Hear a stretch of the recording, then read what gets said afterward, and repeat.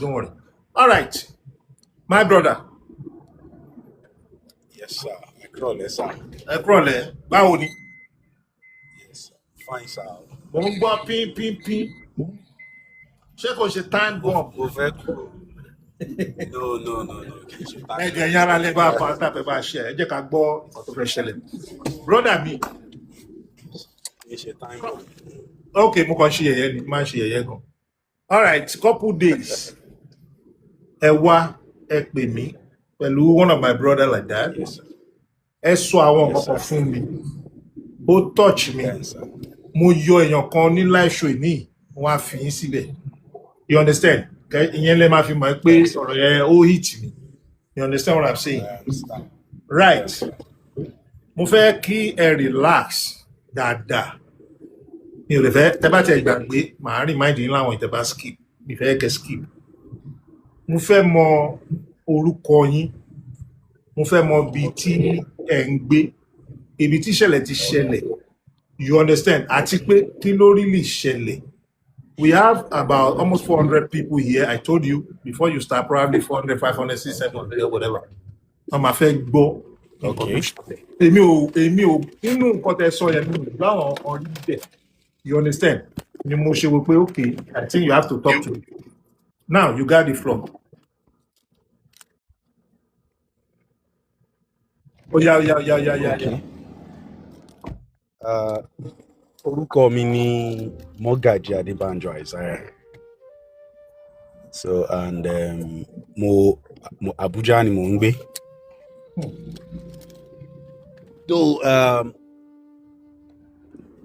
Though mo ń ṣiṣẹ́ ní side Ogun State and Southwest bẹ́ẹ̀ but family mi Abuja náà wà. So because of that, ó máa ń jẹ́ kí mo ń travel here and there. And based on nature of my job, iṣẹ́ tí mo ń ṣe, I'm an IT person, so ó máa ń jẹ́ kí n travel here and there láti lọ ṣiṣẹ́ ní from one state to another. Hello, ṣé ń gbọ́ mi? Go ahead, loud and clear. Tí ìgbà gbọ́ màá sọ fún yín. Okay. So on the 10th of December, so that is last year, 2005. So 10th of December, ó ti ń bọ́ sí time tẹ́ pé most organization wọ́n close fún Christmas break and the likes. So mo embark on a journey láti Ogun State, wọ́n ń pè bẹ̀ ní Peru. So mi mọ̀ bẹ́ẹ̀ àwọn tó bá mọ̀ Ogun State dáadáa. So mo ń bọ̀ wá sí Abuja láti wá spend Christmas pẹ̀lú family mi. So journey was on smoothly, no any issue, and I was inú mi ti ẹ̀ ń dùn pé thank God mo ń lọ ilé mo fẹ́ lọ rí family mi. So bá ṣe kúrò ní side Àkókó ní Ondo State. So mo ti fẹ́ máa link mọ́ Kaba. So wọ́n pè ìlú yẹn ní Àyèrè. ní bí border town ní láàrin Ondo State àti Kogi State, that is more Kaba tó jẹ́ Kogi State yẹn. So mo ṣe dé military checkpoint kan torí checkpoint ó pọ̀ lọ́nà yẹn. So mo ṣe dé military checkpoint. Àwọn military yẹn wọ́n check mi, wọ́n béèrè normal check sí tí àwọn security personnel. Park. I know you are in the car already. If you can park, yeah. So normal security check. Tí security man check now. So wọ́n check everything. So wọ́n pass me pé kí n máa lọ. So mi ò tí drive to 1 minute. In fact, mi ò tí drive to 1 minute kúrò ní checkpoint yẹn. So meanwhile, níwájú mi mo ṣì ń rí another military checkpoint. Ṣé pé kò ṣe bẹ́ẹ̀ jìnnà sí ibi point tí mo wà. So all of a sudden mo ṣe gbọ́ sound nìyẹn bí ìgbà tí nǹkan tó bá yìnbọn. Understand? So èmi kàn tiẹ̀ fi pé bóyá fuel pump torí èmi ló ń drive. So èmi rò bóyá fuel pump mọ́tò tí mo ń drive òun ló ń shoot. Mọ̀ pé tí fuel pump bá fẹ́ pack up ńgbà míì ó máa ń shoot ẹ̀bẹ̀. So nǹkan lèmi kàn tiẹ̀ feel nìyẹn. So mo á wí pé tí bá dé Kaba màá change it so that kò ní lọ park mi sí sójú títì. So just in a kò tiẹ̀ mi rò bí ó pé 30 seconds mo ṣe tún gbọ́ another sound yẹn ìgbà tí máa gbójú òkè báyìí mo ṣe rí táwọn wọ́n kàn wọ ojú títì tán bẹ̀rẹ̀ sí ń yìnbọn nìyẹn. It was so strange because I was not mi ò expect or prepare for something like that. So they were in a military camouflage themselves. Wọ́n wọ àwọn military uniform. So wọ́n ṣe bẹ̀rẹ̀ sí ń shoot nìyẹn. So bí bí everywhere pandemonium everywhere already. So èmi ò tiẹ̀ mọ̀ the right thing láti ṣe bóyá láti stop o àbí láti fire down or so, but nǹkan tó kàn tiẹ̀ wà lórí mi ni pé kí n tiẹ̀ kọ́kọ́ sá kúrò ńbẹ̀ yẹn ná. But unfortunately ìbọn wọnú mọ́tò. So as in ọta ìbọn wọnú mọ́tò ó wọnú radiator. So immediately ni mọ́tò yẹn kàn ó stop. Mọ́tò yẹn kò lè proceed mọ́. So bá bẹ́ẹ̀ mi ṣe ṣáájú nítorí mo gbé àwọn èèyàn nínú mọ́tò náà àtóbi àwa bíi mẹ́fà ló wà nínú mọ́tò. So bí èmi kò try láti escape àwọn others náà wọ́n ti sá dànù nínú mọ́tò bá ṣe sá wọ̀gbọ́n wọ́n fi ìbọn lé wa tó ń yìnbọn gan seriously. So ẹ mọ̀ bíbẹ̀ yẹn bó ṣe jẹ́ inú gbó now I was just stumbling and falling. So mo ṣe mú mi nìyẹn with one other person nínú mọ́tò yẹn. So àwọn ìyókù wọ́n escape though mi ò really mọ anything pa àwọn yẹn later, but nǹkan tí mo ń gbọ́ is something tẹ́ pé mi gan mi ò believe tẹ́ pé bí a mo ṣe máa explain náà. So ká ṣáà máa fọ̀rọ̀ gùn àwọn tó attack wa they are bandits, Fulani guys, 15 of them ò náà bọ́ sójú sí tán perpetrate. And wọ́n wà on camel. Yes, some of them were on camel, while some they are just on their normal traditional attire. So, but majority of them they were on a military camouflage. So you mentioned that you left a checkpoint. Yes. And there's another checkpoint in the front, right? Yes, the checkpoint is just like maybe 800 meters to the other. It's not even up to 1 kilometer. Yes. So and that was between that military checkpoint that something happened. So and funny enough, while all those were going on, our military and they didn't even do anything. They didn't try to engage or try to say, okay, what's going on there? Títí tá fi kúrò ńbẹ̀ yẹn tán fi mú àwọn onugbó lọ. So bá ṣe bẹ̀rẹ̀ bí journey yẹn ṣe bẹ̀rẹ̀ nìyẹn o. In fact, ó kọ́kọ́ ń dàbí àlá lójú mi ni pé kí ló ń ṣẹlẹ̀, wetin dey happen, kí ló ń ṣẹlẹ̀, like already gone, my body system mo ti already blood pressure mi gan ti high already. My heart was almost jumping out from my mouth because I just survived a kind of gun battle, unexpected gun battle. So mo ṣe kó àwọn onugbó lọ nìyẹn tá àṣà à ń sáré because they themselves ó jẹ́ pé they were trying to make sure pé wọ́n kúrò ní vicinity yẹn kó tó di pé bóyá if probably àwọn security operative they want to engage them. So àṣà bẹ̀rẹ̀ sí ń rìn lọ nugbó yẹn láti àyèrè yẹn àbẹ̀rẹ̀ sí ń rìn lọ like as if already wọ́n ti gba bàtà lẹ́sẹ̀ mi. I was walking barefooted nínú igbó yẹn tẹ́ pé mo fẹsẹ̀ ń kó gún gbogbo ẹ̀gún ni. So aṣá ń lọ tá ń lọ we trek, in fact kó tó di pé because incident yẹn ṣẹlẹ̀ around 15 minutes to 4. So the first time tá máa ní stop tẹ́ pé wọ́n stop onígbà tí wọ́n dúró láti ṣe prayer normal, their prayer as a Muslim. So and that was the last time tí wọ́n ṣe prayer lórí yẹn. So that means probably ó possible yẹ pé it was around past 8 p.m. because already wọ́n ti gba phone smartwatch tó wà lọ́wọ́ mi wọ́n ti gbà. So I couldn't really. So altogether, how many are you guys tó mú gbà yẹn? Tó mú ní sports tí incident yẹn ṣe, we were two of us. So altogether, Two how of many us. are you guys moving at that time? Plus the bandit guys, well, making 17 because there were 15 of them. I counted them. There were 15 of them.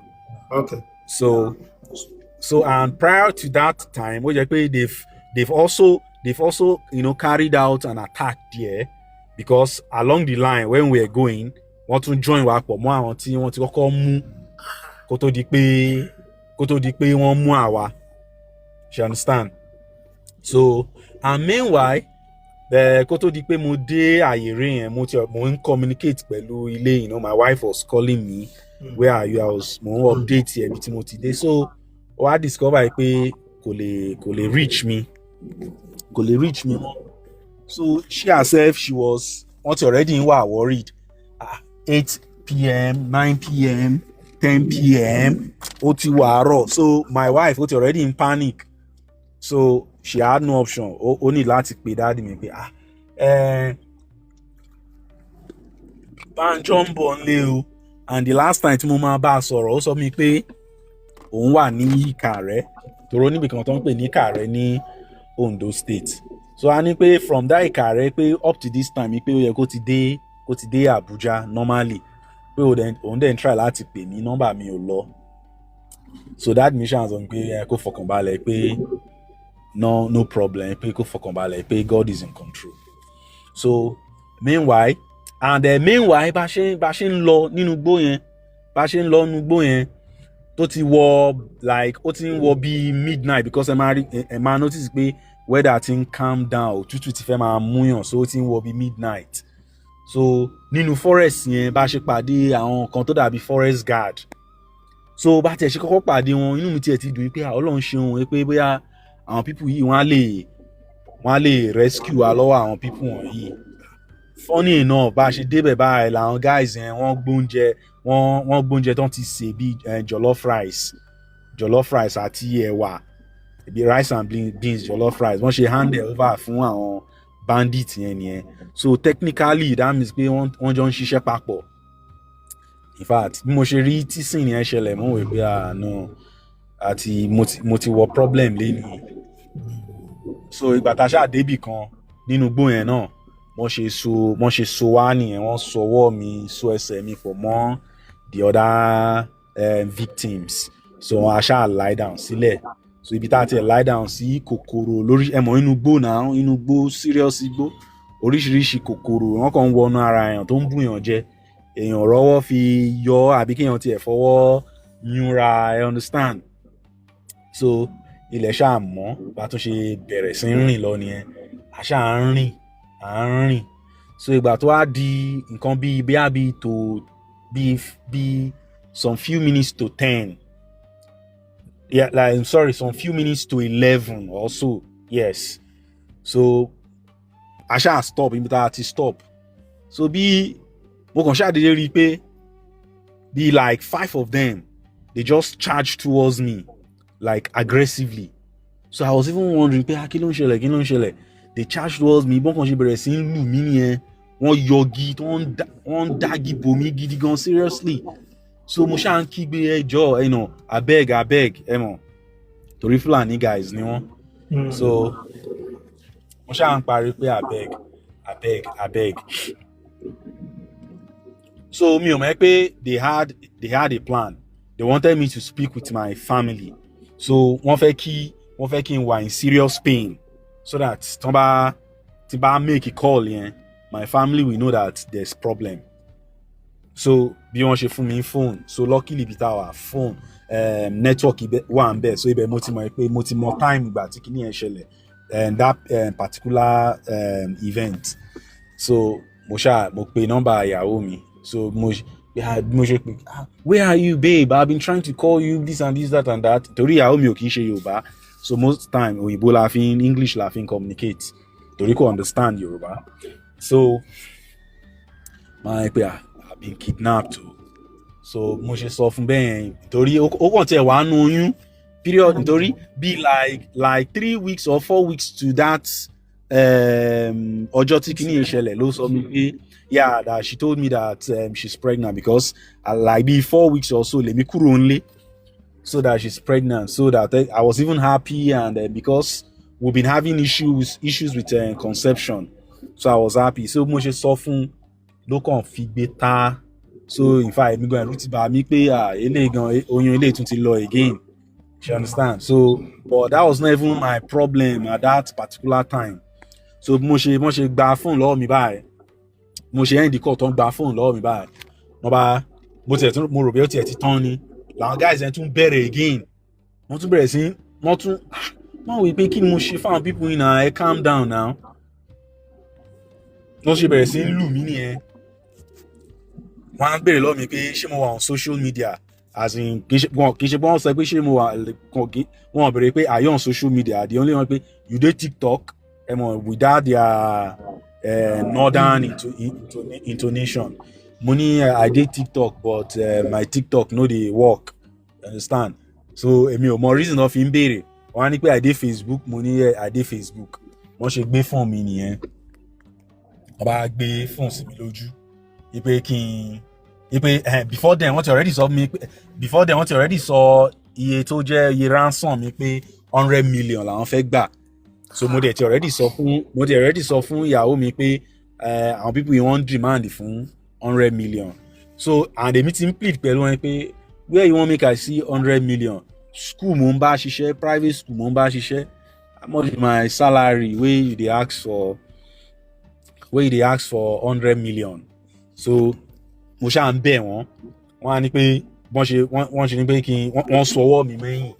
Wọ́n ṣe make video nìyẹn pé kí n introduce ara mi, kí n sọ fún friends and family pé they been kidnapped. ẹ mọ̀ bí just ransom video now, as in kidnapping video. So wọ́n ṣe make video yẹn tán, wọ́n gbé fóònù sí mi lọ́wọ́, wọ́n ní pé kí n post yẹ. So bẹ́ẹ̀ mi kàn ṣe èmi post video yẹn sórí Facebook wall mi. So bọ́n ṣe gba fóònù mi lọ́wọ́ mi nìyẹn tán pa fóònù. Wọ́n yọ sim fóònù yẹn, wọ́n kì í sí small phone. Wọ́n yọ sim yẹn, wọ́n kì í sí small phone. So meanwhile mi ò dẹ̀ mọ̀ pé video tí mo post sórí Facebook ó ti already go viral. I didn't even know. So bàṣà ṣe kúrò bẹ́ẹ̀ ni again bá tó ṣe bẹ̀rẹ̀ àṣà ń rìn for like 2 days straight. Wọn fún alẹ́ anything láti jẹ. I was already weak. At some point gan sef, based on pé excessive trekking, no food, sometimes màá tún ṣe collapse nìyẹn. Wọ́n á tún fi lulu náà tún fi jí olúwa ẹ̀. You have to stand. Àṣà ń rìn, wọ́n ti mọ gbogbo àwọn terrain wọ̀nyẹn. Inú igbó la dẹ̀ ṣáà ń gbà o. So we trek for like 7 days straight. So ìgbà míì tá bá ti dé àwọn bí oko táwọn èèyàn tán dáko sí, wọ́n á tu àwọn crops wọn bí a kàn wú iṣu wọn, kàn wú cassava. So tá bá débì kan wọ́n á sun, wọ́n á kàn fún wa jẹ pé ká jẹ omi lẹ́lẹ̀, jẹ́ pé omi àwọn adágún téèyàn bá rí náà lèèyàn á mu. So I was just trying to survive, trying to just, in fact, I don't even know what I was thinking anymore because I was just confused. So we are sure going. So at the back end, I didn't even know that like I said, video ti lọ viral, news outlets and then different news channels, they pick up the news, and all over the internet and social media, it was already going viral. So nígbà tó pé 8 days tí wọ́n mú mi, so ọjọ́ yẹn la dé camp wọn tó jẹ́ bí main camp wọn nínú serious igbó náà ni again o, kì í ṣe pé bóyá ibi tó very thick forest, thick bush, tẹ́ pé you can't even hear the sound of civilized world at all. So bá ṣe dé camp wọn yẹn, the camp is one big mining site, tẹ́ pé they are mining gold there illegally. So they have their base there, tẹ́ pé they have weapons, like they are preparing for war. Like, in fact, as it is, the country itself does not even know what is coming, because the kind of things going on there is like nígbà táwọn èèyàn bá ń prepare fún láti jagun ni, with the kind of weaponry that they have. So they left us there. So while we were going, those previous days that we've been trekking, I keep communicating with my family. So I'm a bit long, hello not rí. So nígbà tó ń sọ fún iye tó ń rí, tó bá ti drop kọ wa because iye tó ń rí were encouraging. They were requesting for 100 million. And he said pé ẹ ti rí 2 million. And meanwhile, myself, like I said, iṣẹ́ wo náà là ń ṣe. You know the way the country is, right? Now, it's not that maybe things are really... Èèyàn tó bá máa ní 100 million, ayé pé bí a politician ni àbí ó ń rówó jíǹbì kan. You understand?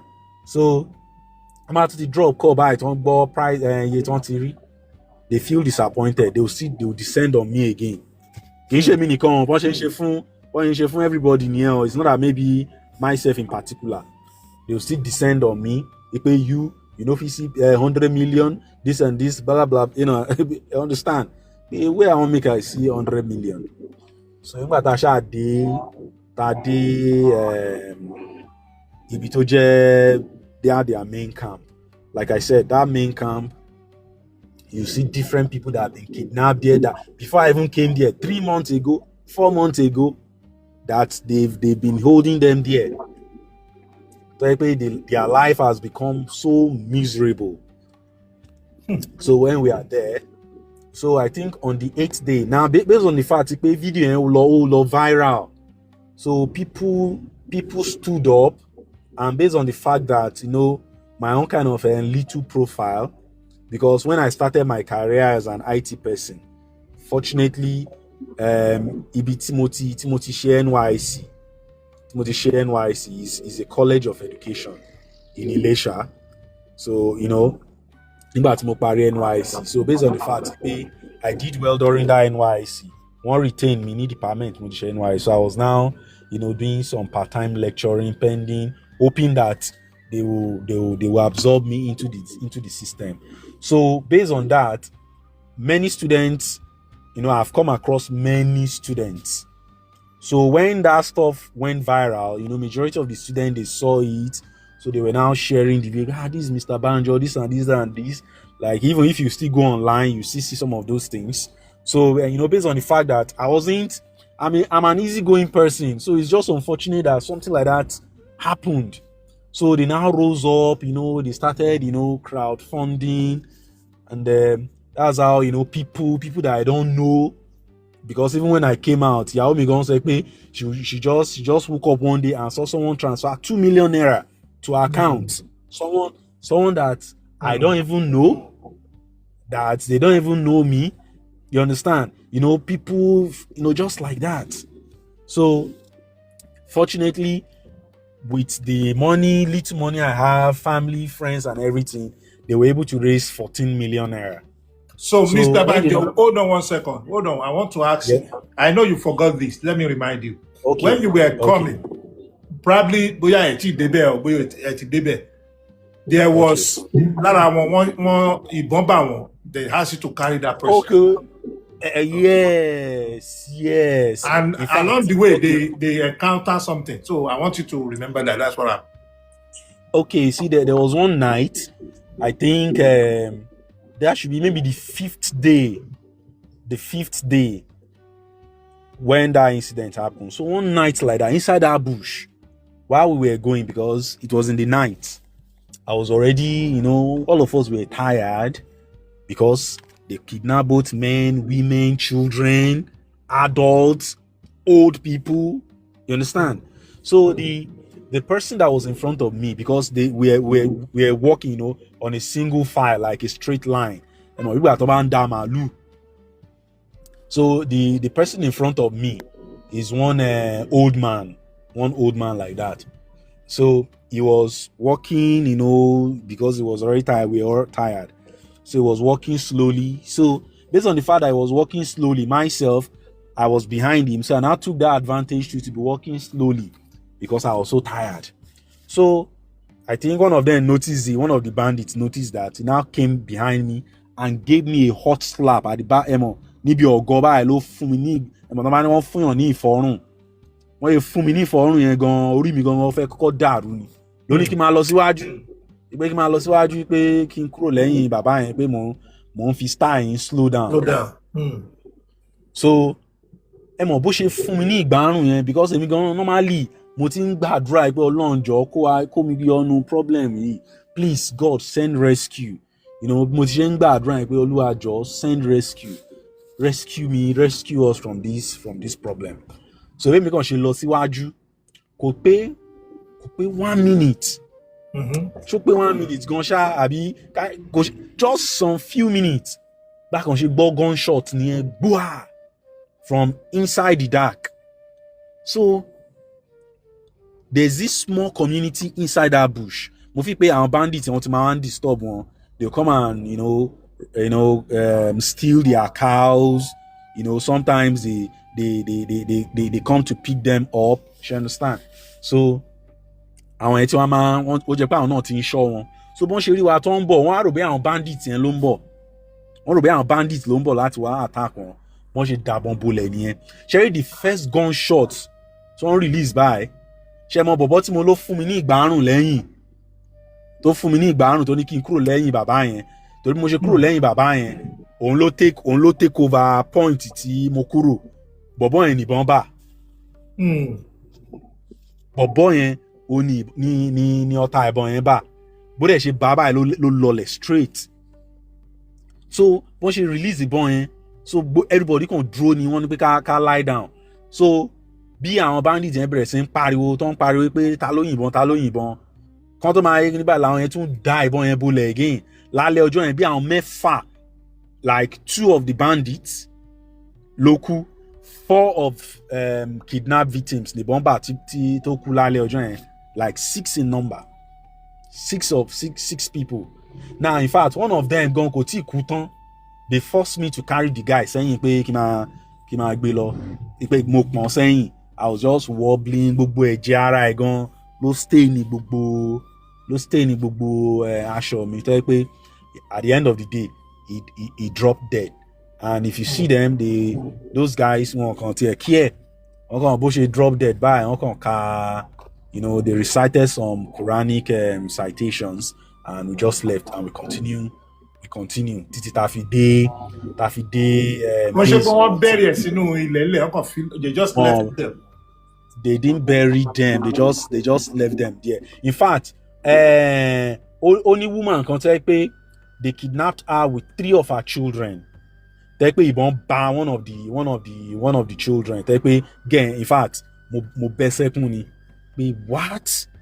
Like innocent girl, like she just dropped dead. Tell pé the mother went crazy. You understand? So they didn't even care. They continue the journey. So that ṣá ń lọ títí tá fi dé camp wọn. So like I was saying, so when they now called my people again, they've gotten the 14 million.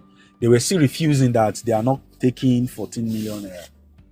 So I was begging, I was pleading. My people were pleading, and even my dad because my dad is hypertensive. Òun ti wà hospital gan tẹ́ pé he has collapsed. So because I'm his only son, so they've revived him too. They were begging. So that day they now say I should call my people. They brought phone kékeré again. So you call them. They now told them that they should bring the money, that they should bring the 14 million.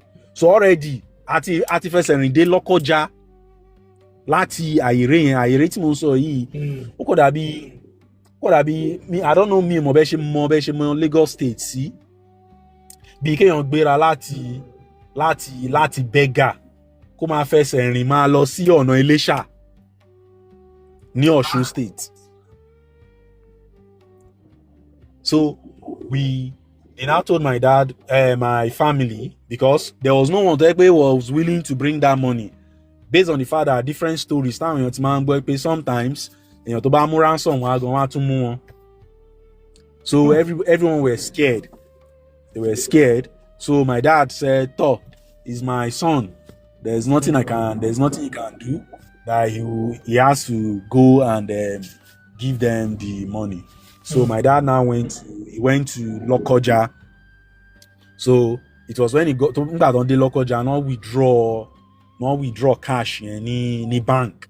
So the bank kini yẹn ó wà statement ó wà lọ́wọ́ wọn.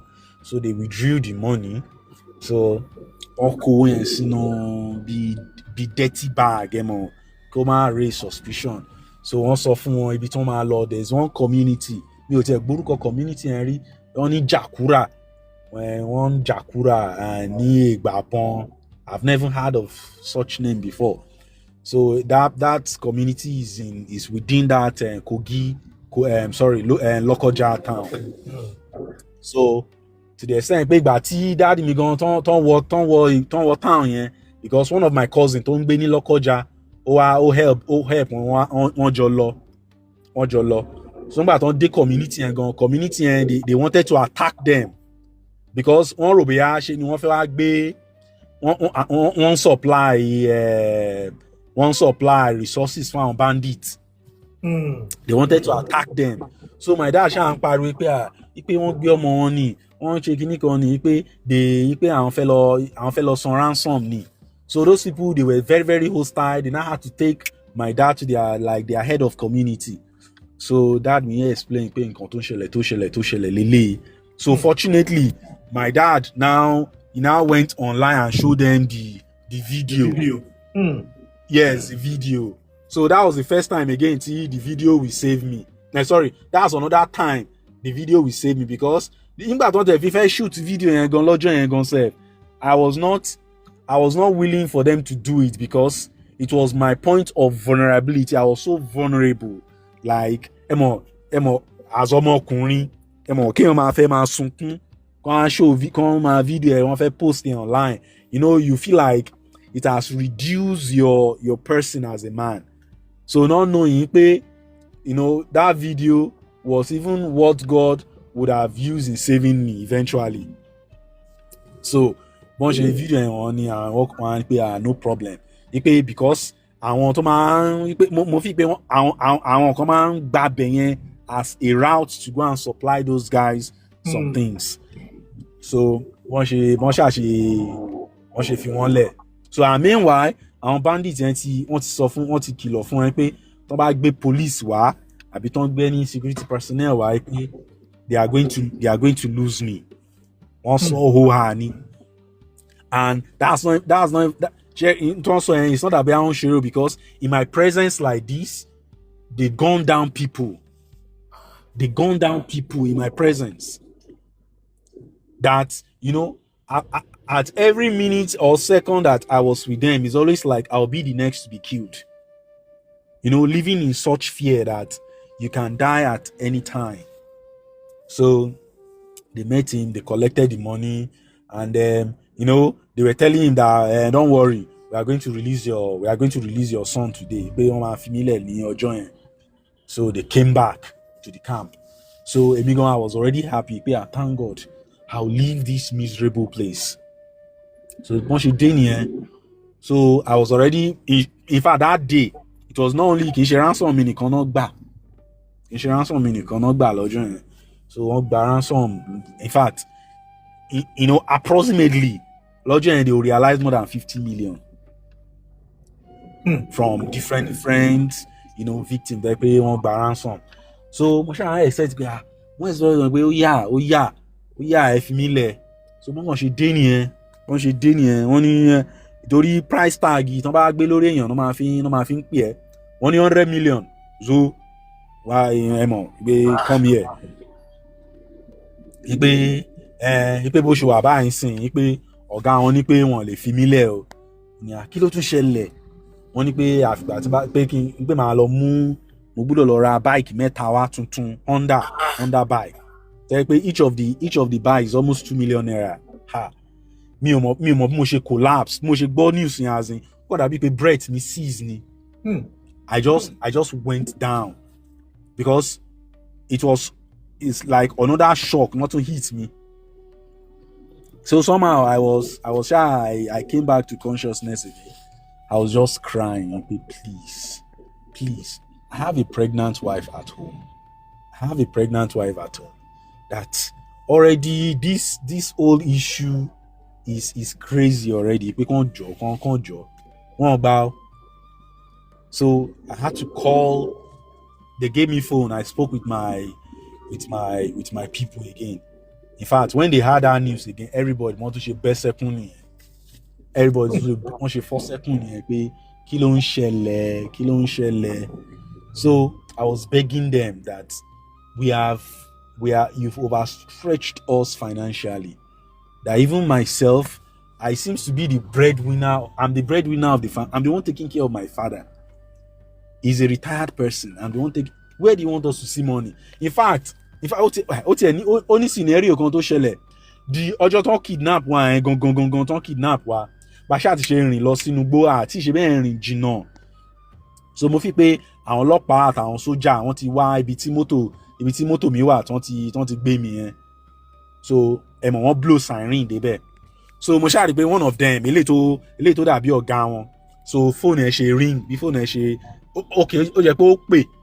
So bó ṣe pè nínú fóònù yẹn siren tó ń dún àfáà yẹn láti jìnnà rere yẹn tá à ń gbọ́ mo ń gbọ́ tó ń dún jáde nínú fóònù yẹn. So that means pé èèyàn tó ń pè ó wà níbi tí siren yẹn wà. So and mo ń gbọ́ Hausa tátàtà díẹ̀díẹ̀ ṣe understand nítorí mo gbé Kaduna for a while.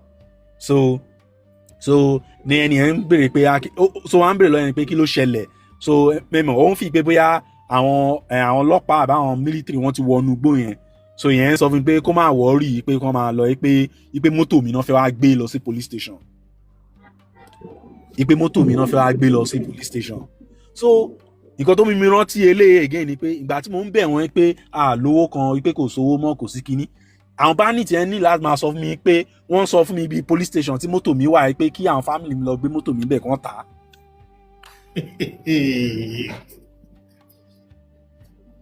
Wow. I understand. Ipe wọ́n sọ fún mi pé your motor dey police station. Ipe your motor dey police station. Tell your father make he go police station. Make they go pay the motor, sell am. Make they go use am raise money buy the bike. Oh God. Nígbà tí mo kọ́ gbọ́ yẹn gan-an mo rí pé no. Eléyìí, I'm not sure I'm going to come out of this problem. But I'm not going to come out of this. So days go by. Life. Mo ṣe drop call yẹn lọ́jọ́ yẹn for like 5 days straight. Wọ́n jẹ́ kí n bá àwọn family mi sọ̀rọ̀ 5 days. Mo ṣe so wá nìyẹn. So sometimes they'll come, they want free from those shackles. And funny enough, for you to know how compromised everything has been. Sherry B sites here don't mind here that are mining illegally sometimes. I don't know, maybe it's police or Nigerian Air Force. Might be helicopter.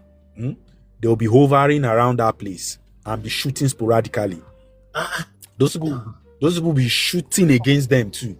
Now the first day tikini to ṣẹlẹ̀ tí tikini ẹ fẹ́ ṣẹlẹ̀. So mo kàn dédé rí pé they were just in a battle ready kind of formation.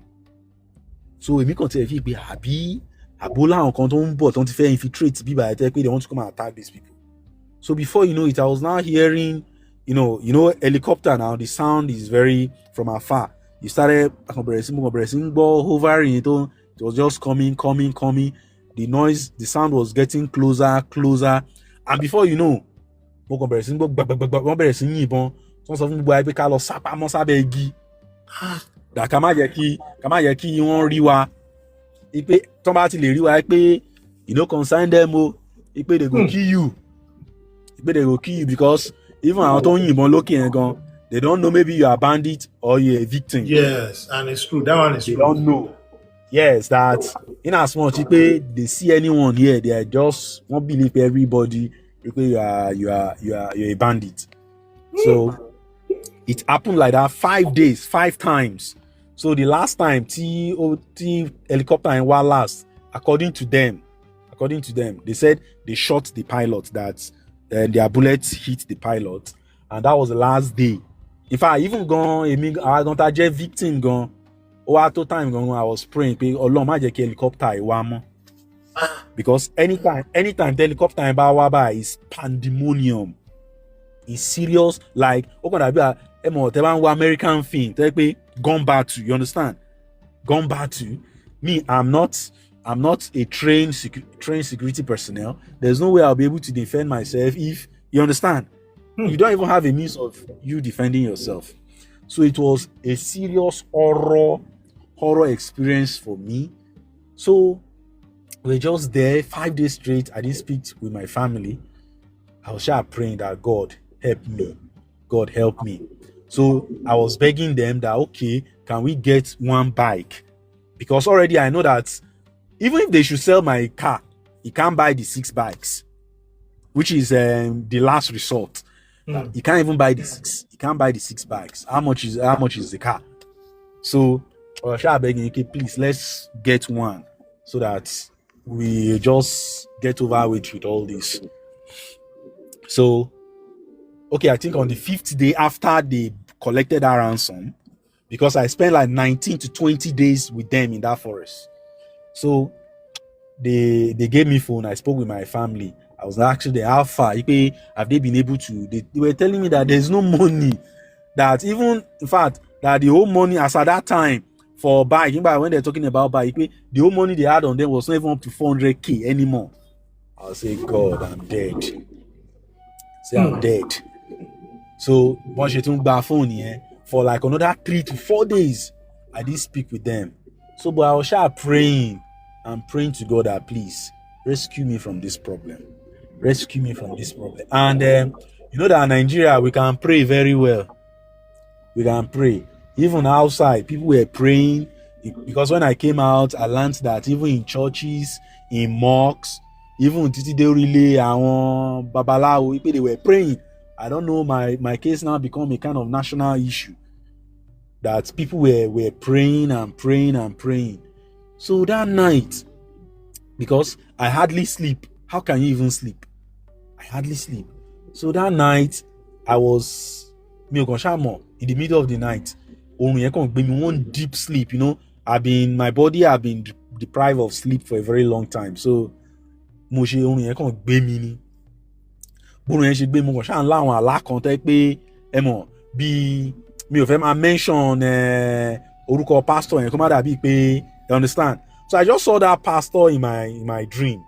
He's one of one renowned pastor like that, because I've been praying.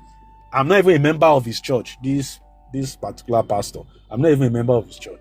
I just saw him in that dream. Ẹ mọ̀ bí ìgbà tí èèyàn mú ọwọ́ èèyàn dání, ó bẹ̀rẹ̀ sí mú mi sá lọ nugbó yẹn. Understand? Ẹ mọ̀ bí ìgbà tí èèyàn wá láti wá rescue èèyàn, mú mi sá lọ nugbó yẹn.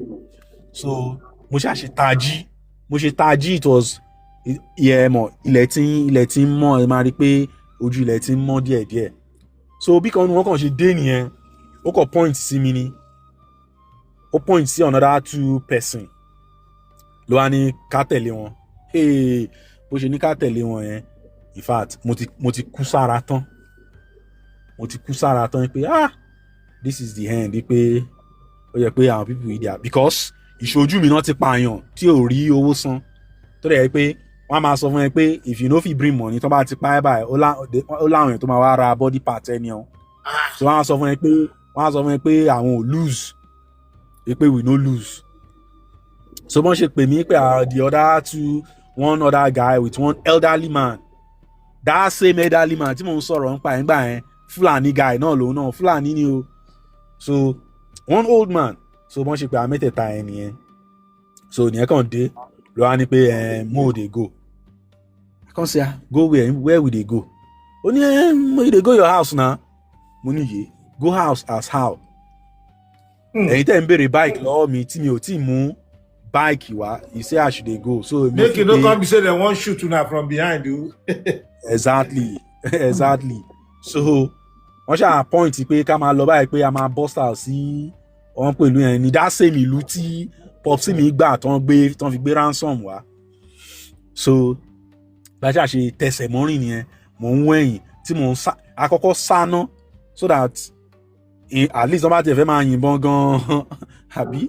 So bájá ṣe bẹ̀rẹ̀ sí rìn lọ́nu gbó yẹn. So the way tí wọ́n ṣe describe ibi tá a máa jáde sí, èmi kàn fi pé ká rìnrìn 30 minutes ká jáde sílùú ọ̀hún la bá ń rìn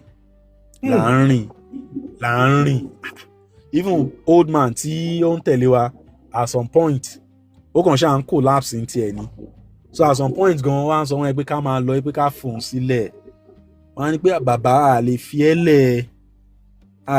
lẹ̀ ó ní pé nítorí èmi I'm in my 30s the other guy maybe he's in his 20s it was like pé ọmọdé ṣì ni wáyé pé ká rescue ara wa ká wà máa lọ so in fact omi ẹ̀kún kan bẹ̀rẹ̀ sí ń bọ́ lójú mi ni pé bàbá we no fit leave you a lè fi ẹ́ lẹ̀ so mo sọ fún bọ̀bọ́ yẹn pé kó di bàbá yẹn mú ní ẹ̀gbẹ́ aṣá dì mú ó wà láàrin àwọn méjèèjì aṣá ń rìn lọ tó bá tún débi kan á tún ṣubú aṣá ṣe títí we trek for more than 6 hours kó tó di pé àwa jáde sí one community of Fulani again so bá ṣe kọ́ round Fulani ẹ̀ báyìí a tún sá lọ sápamọ́ so àwọn Fulani ẹ̀ ti rí wa wọ́n ṣe jáde nìyẹn so the way tí wọ́n ṣe jáde aggressively ṣe mo tún rò bí a tún ti kó sọ́wọ́ ṣe mo àwọn pé mo ti kú o so làwọn ẹ̀ka sọ pé so bàbá tí mo sọ pé ó kó àpẹ̀lú àwọn Fulani ni so báwọn yẹn ṣe ń sọ Fulani wọn tó ń sọ wọn signal wáyé pé ká máa bọ̀ so èmi ò understand wọn so the way tí wọ́n ṣe ń sọ ó sound aggressive but they were not being aggressive they were signaling us to come that they are not dangerous but àwa understand so bàbá yẹn ló wá sọ pé pé ká ṣe sùúrù pé ó jẹ́ pé wọ́n ń pè wá ni so bàbá yẹn wá súnmọ́ wọn wá ṣàlàyé nǹkan tó ṣẹlẹ̀ pé ṣe náà kidnap wà báwa pé gba ìgbà àwòṣà o so báwọn yẹn wọ́n ṣe ní pé ká máa bọ̀ nìyẹn àwọnú hamlet wọn gbóúnjẹ jáde wọ́n gbómi jáde in fact mi ò mọ̀ bí omi ẹkún bẹ̀rẹ̀ sí ń bọ́ lójú mi ni ẹ mọ̀ the love ẹ mọ̀ the way it's not that ẹ mọ̀ mi ò mọ̀ máa ṣe ṣàlàyé ẹ mọ̀ I was feeling that pé no there's no hope anymore so they came out they were lamenting pé àwọn bad Fulani pé àwọn ló ń fún àwọn ní bad names pé àwọn ò lọ́wọ́ sí gbogbo nǹkan tó ṣẹlẹ̀ o kíní kan but how am I supposed to believe that? How am I supposed to know? You understand? Based on the fact that you've been stereotyped that this is what you guys are doing.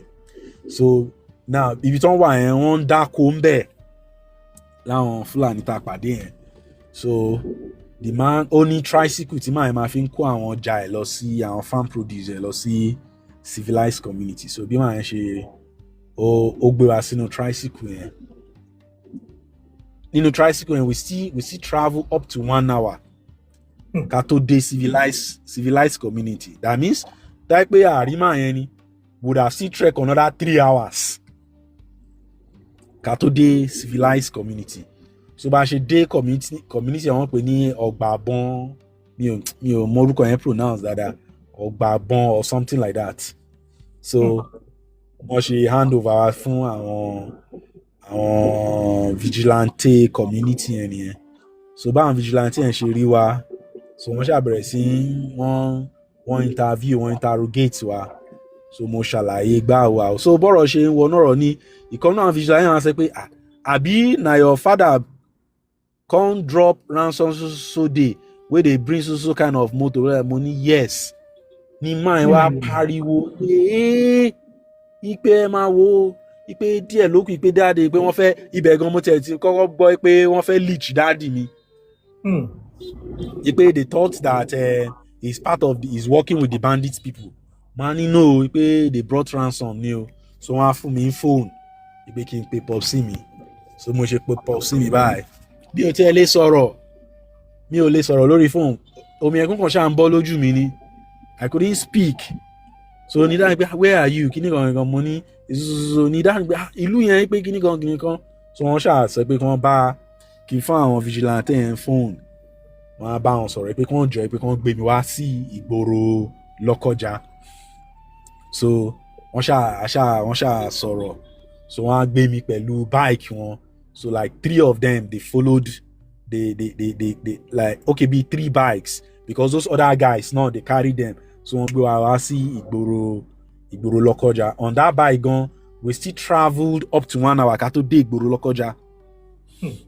So ba she de Igboro Lokoja one hand over wa fún àwọn ọlọ́pàá ní like one of their area commands there with my dad and everybody. They took our statements and everything. Bon nǹkan tó ṣẹlẹ̀. So bọ́lọ́n ṣe save, bọ́lọ́n ṣe deliver mi nìyẹn o. Bọ́lọ́n ṣe deliver mi ní problem yẹn nìyẹn. Now, let me ask this question before I start bringing in people. All right? Okay. Ẹni tí ẹ believe pé kò kí ń ṣẹlẹ̀, òun lẹ tún ti ń gbọ́ yìí again. This is another person. Now, my question to you now is this.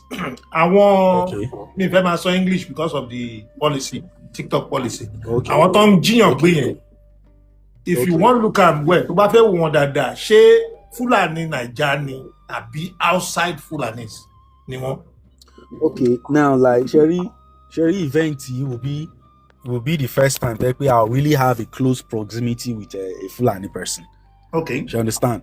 So because even before then, me kàn fi pé àwọn Fulani gan Hausa no máa ń sọ.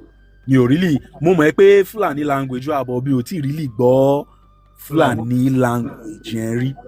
So the thing is our guys here, some of them they don't even understand Hausa at all.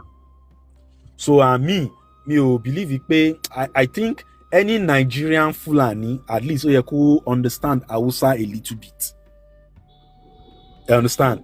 So it's possible pé some of them they are not Nigerian Fulani, but àwọn eléyìí tó gbọ́ Hausa tó ń sọ pidgin yẹn, those ones they are Nigerian Fulani, but I think it's a mixture because even inside their main camp, you have them tó pọ̀ síbẹ̀.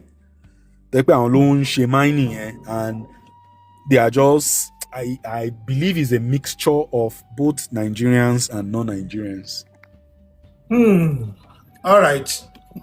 Let me bring some. I'll start bringing in people. Now, after that, life after that. What about your wife? About mood, life after. In fact, the kidnapping aspect seems to be part one of the horrors I went through. Like it's a part. When I came out, I was a shadow of myself. If you see the picture of when I came out, Emma Rubia, wọ́n ṣe release me ní one psychiatric home ní Azebia èèyàn kan tó ti ya wèrè because the way I was looking. So they took me to the hospital, they did tests, they said I have very high typhoid because of the kind of lifestyle I've been exposed to within those days. I was treated. When I came back for like be 3 to 4 months, I couldn't sleep. In fact, I was avoiding sleeping in the room with my wife because we have a son already, which is already 5 years. So it's after his birth that we're having issues with conception. So I was afraid sleeping with them in the room based on the fact that most time I'll just scream from Latojon. Understand? So ìgbà mi gan bóyá mò ń sùn bóyá tóun bá ti wá lọ gbé mi lọ bóyá kí ẹ mọ̀ kẹ́ sùn pẹ̀lú èèyàn lórí bẹ́ẹ̀ bóyá kára ẹ̀ kọ̀ọ̀kan màá rò bóyá èèyàn fẹ́ attack mi ni màá ti grab ẹni yẹn. So in order to avoid a situation tó yẹ pé kó má di pé màá lọ strangle ìyàwó mi lójú oorun ṣe ni mò ń sùn another place. I was sleeping elsewhere. I was that trauma. Like Bigati, I keep seeing replay of people being killed, people being raped, because those guys, they rape women at will. Once about take gbogbo hard drugs wọn right? Orí wọn kò máa dàrú ni. Orí wọn dàrú. They will start they will start doing things that they are crazy. So since then I can't travel because even me seeing a military camouflage, it will want to make me run away. I want to run away. I can't, because based on the kind of work I do, it requires that, you can have clients everywhere. You need to travel. I can't travel anymore. I've been at home, just scared for myself. In fact, at some point, the my phone number, my SIM that torí ìgbà tó ń fi wálẹ̀ phone mi wọ́n fún mi, gbogbo àwọn ẹrù tó ń kó nínú mọ́tò yẹn tó jẹ́ bí àwọn equipment máa fi ń ṣiṣẹ́, àwọn devices tẹ́ pé tí mo get fún àwọn èèyàn tẹ́ pé ẹ mọ̀ mo máa ń ta àwọn gadgets, you understand? They pack those things. Now SIM mi tí tó ń yọ, they didn't give me that SIM back. So nígbà tí mo dé mo á ní láti lọ ṣe welcome back SIM yẹn. But mo ṣe welcome back SIM yẹn, for like 1 week straight, I was receiving calls from bandits. I was receiving calls from them. Those calls were sounding like a threat. I have a screenshot of those calls coming in. So I had no option. I had to discard that line because I was scared. About people you want monitor me. About people you share. Based on the way I left. Why you go retrieve bandy number again? No, that was that was one of the major, like, my business line that I was using. Okay. So most of the people to Mumbai business number at money. So I was, with the hope we pay okay. I'll see receive calls from clients. I want to, bounce back because already financially they've run me handicapped. So I was now feeling like it's like the person who released me on by mistake. Yeah. Like because I did not bring the bike, and they left me, and they were telling me that if I don't bring that bike, they were not going to leave me. And I've seen what they've been doing to people that didn't do what they asked them to do. They are supposed to do. So it was just like God's intervention. So somehow, I don't know, maybe they know that my phone don't feel lying, see. So maybe they know that I'm the one. I don't even know. So in that team retrieve line, team feel lying, see phone by because one can bó ṣe ń wọlé nìyẹn, like they were speaking their Fulani something, and it was sounding like a threat. So at some point, even on my WhatsApp, they will send voice notes to the WhatsApp of that line. So if they send you voice note to that WhatsApp, why can't you send it to the authority to trace that line? I mean the WhatsApp. Now this is why traumatized anyway at that time. Anyway, so aside that, this is why I didn't even trust the authority anymore. I have many reasons not to trust them. Number one, when I got to that military checkpoint that I told you about. Now, when the military guy there asked me that where am I coming from, I told him I'm coming from Lagos, because that place in Ogun State, Simokweni Iperu yẹn, ó ti súnmọ́ Èkó, so kì í ṣe gbọ́ everybody ló mọ Iperu. So it's easier for me to say Lagos. She understand? Everybody ló mọ Èkó. So but you will love me pay, where are you coming from? Money pay, I'm coming from Lagos. Only where you they go? Money, I'm going to Abuja. You understand? So make statements con. Only pay you they come from Tinubu, you they go to Tinubu. You understand? You from Tinubu, you they go to Tinubu. You they go to Tinubu. You understand? Okay. You understand? Got you. So ìgbà tí àwọn bandits yẹn mú mi, the first time tá máa jọ ní interrogation, lẹ́yìn ìgbà tá ti kọ́kọ́ rìn lọ tí wọ́n fi kúrò ní environment yẹn, vicinity yẹn tó fi mú mi, tó interrogate mi, wọ́n ní where you dey come from? Mo ní I dey come from Lagos. Where you dey go? Mo ní pé I dey go Abuja. Could you believe it pé bandits yẹn ó make the same statement pé you dey come from Tinubu, you dey go Tinubu? All right.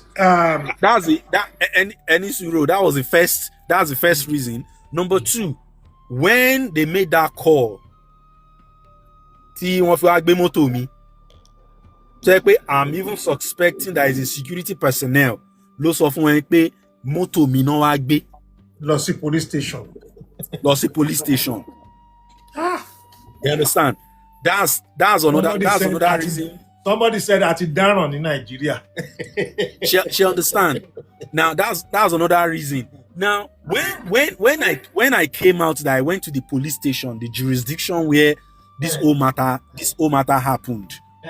Now the security were telling me, the police were telling me that they came into the bush, that they were shooting so that they will rescue or blah blah blah. I did not hear any gunshot, but police were telling us that they came into the bush to come and shoot. I did not hear any gunshot. Now, to the extent that when I wanted to collect police report, okay, to the extent pé mo fẹ́ gba police report, police sọ mi pé mo gbọ́dọ̀ san 50,000 naira kan tó fún mi ní police report gbogbo scenario nǹkan tó ṣẹlẹ̀. Okay. Ìyẹn nìkan kọ́ ni o. Again, anytime tí helicopter tí mo sọ fún yín yẹn, anytime tí helicopter yẹn tó bá ń bọ̀, àwọn guys yẹn wọ́n ti already mọ̀ kí helicopter yẹn gan kó tó gbéra kúrò ní base. Because immediately tẹ́ bá ti rí wọn tán ti ń wà battle ready, tán ti wà in a battle ready formation. Now like that was the first time. Say they don't come. They don't come. So me, I was, in fact, even before now, different outlets they've reached out to me that they want to interview me, this and this. I was scared because I was like, I don't know the right person to talk to. I don't know because I was protecting my head, my family. You know, I don't want anyone to trace me to Ipe, because I was thinking that they are trying to pinpoint where I am. So I had to, discard that line. I was scared. I can't even go out.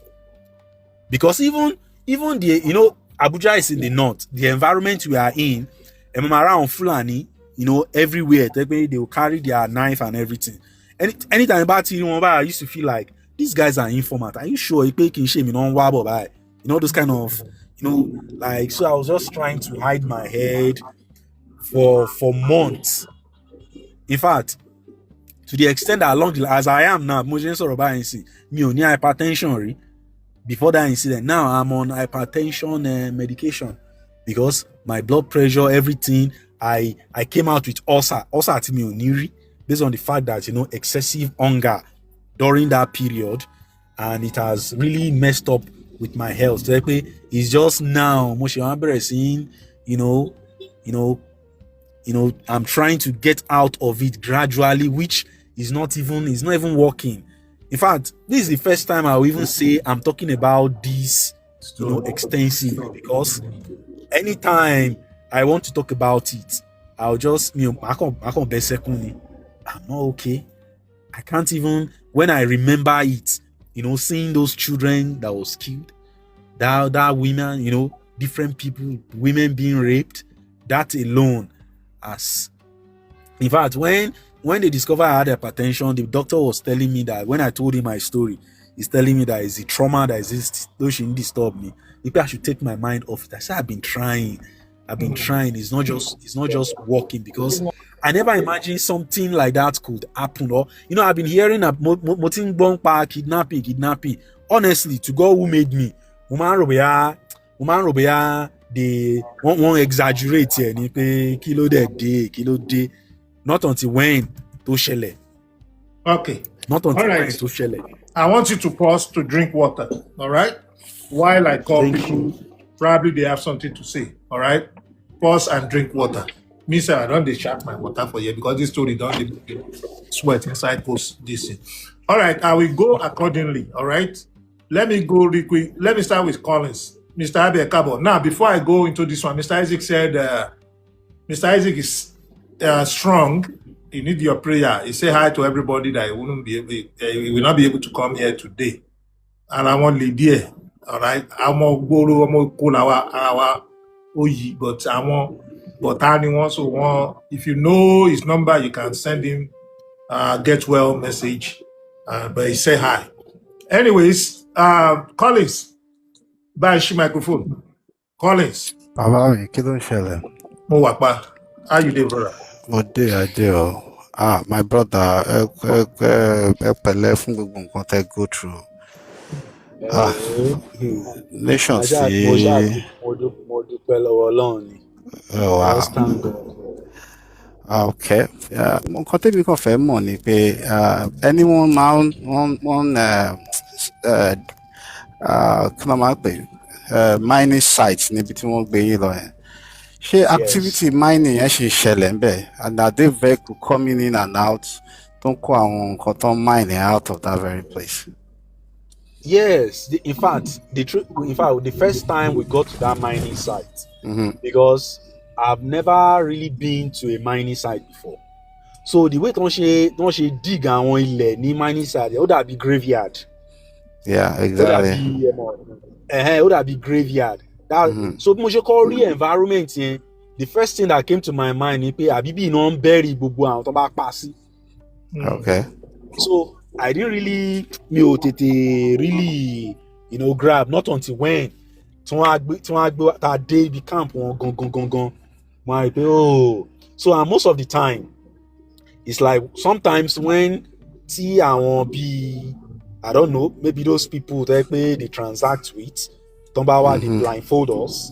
They don't want us to see, to catch a glimpse. So nǹkan tẹ́ ẹ̀ sọ sí ni pé àwọn mọ́tò kan máa ń wá síbẹ̀ tó máa kó àwọn mining àwọn nǹkan tó ń mine wọ̀nyẹn and all of that, right?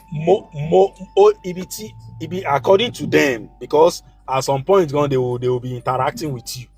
They will be interacting with you. Now, majorly, ṣẹ́rí àwọn bikes tí wọ́n ń gbà, àwọn bike tí wọ́n request pé káwọn èèyàn rà yẹn. Àwọn bikes yẹn ló máa fi move àwọn kìíní yẹn lọ síbi tí ó wà motorable tí ó jẹ́ pé àwọn mọ́tò tó wọ́n máa ń kó táwọn yẹn máa ń gba kìíní wọ̀nyẹn. So they make sure pé ibi base wọn yẹn kò lè wà easy fún any person tó bá fẹ́ wá attack with vehicle or whatever to come into that place. Sorry, Ejo. I just can this last question. Hold on one second, Collins. Let me finish. Okay. 1 second. Mr. We are not going to mention your name anyway. So, only private account, private account ni, when you want Sony, don't accept any request. Just private your account, whatever they say, put it in private, and don't accept any. Yeah, private your account. Yes. So after the program, because I know you left it open. Go ahead, Collins. Okay, I will. Yeah, I think it's a very big, large network of some people within that very space called Nigeria to perpetrate all of this evil.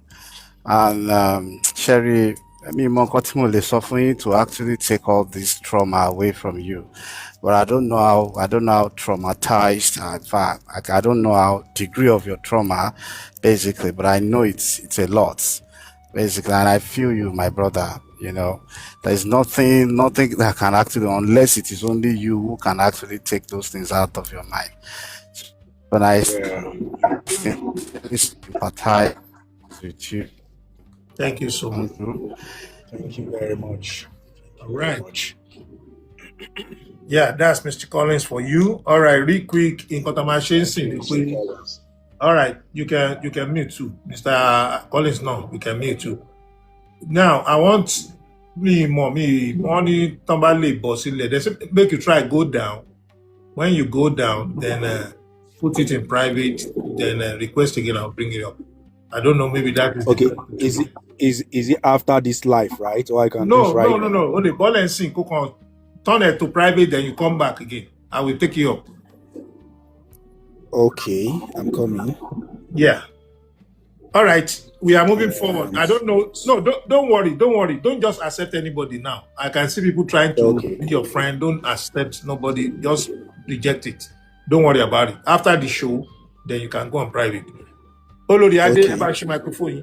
Ẹ káàbọ̀. Ẹ kúrọ̀lẹ́ o. Ẹ káàbọ̀. Ẹ kú wájú. Brother, the Lord is your strength. Amen. And the Lord will be with you and your family. Amen. Ogun tí Ọlọ́run ti ṣẹ́ fún yín kò ní gbérí mọ́ nínú ẹbí yín lórúkọ Jésù. Amen. Ẹ ní rí wàhálà, ẹ ní rí rẹ̀ mọ́ lágbára Ọlọ́run. And gbogbo nǹkan tẹ́ ẹ lose, Ọlọ́run á dá padà fún yín ní ìlọ́po lágbára Ọlọ́run. It is well with you and your family.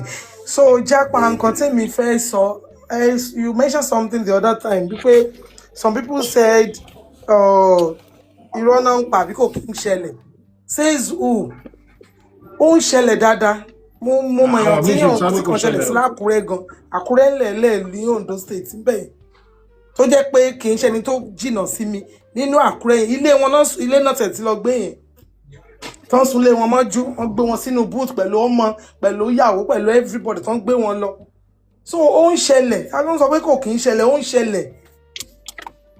ṣẹlẹ̀ dáadáa Ọlọ́run kó máa ran gbogbo wa lọ́wọ́. Then nǹkan tí mo tún fẹ́ sọ ṣẹ́rí gbogbo ibi tí brother yẹn sọ pé wọ́n gbé wọn gbà yẹn ìgbà tó ń sọ lẹ́ẹ̀kan mo pariwo pé Jesus Christ kọ́ mo mọ gbogbo ibi tó ń sọ yẹn ṣé ọ̀kìnní kan ní Àkókó ọ̀kìnní kan àṣejù rẹ̀ lẹ pé sí Lọ́kọjà ọ̀sán mo pè Jésù báwo lè yẹn ṣe máa rin irú ìrìn bẹ́ẹ̀ yẹn it is well with you kò easy o trauma èèyàn Ọlọ́run nìkan ló lè mú kúrò kí memory yẹn kó má máa padà wá mọ́ o honestly kò sẹ́nibọ̀dì tó lè ṣe o Ọlọ́run nìkan ló lè ṣe o kó má padà wá mọ́ lágbára Ọlọ́run ẹ pẹ̀lẹ́ sà. Thank you so much, Olori. God bless you. All right, real quick before the next person. All right, Aji, ẹ ṣí microphone yín. Abe mo. Aji not. No, I take time me go until ready. I take okay. Time. Yeah. All right. Mi jẹ́ sùn. Mo wájú adájọ́. Ṣé máa ń sùn wájú adájọ́? Mr. Alati sùn tí wọn. Okay. Go ahead. Hello, ṣé ń gbọ́ mi? Loud and clear. Akú ètò, akú weekend.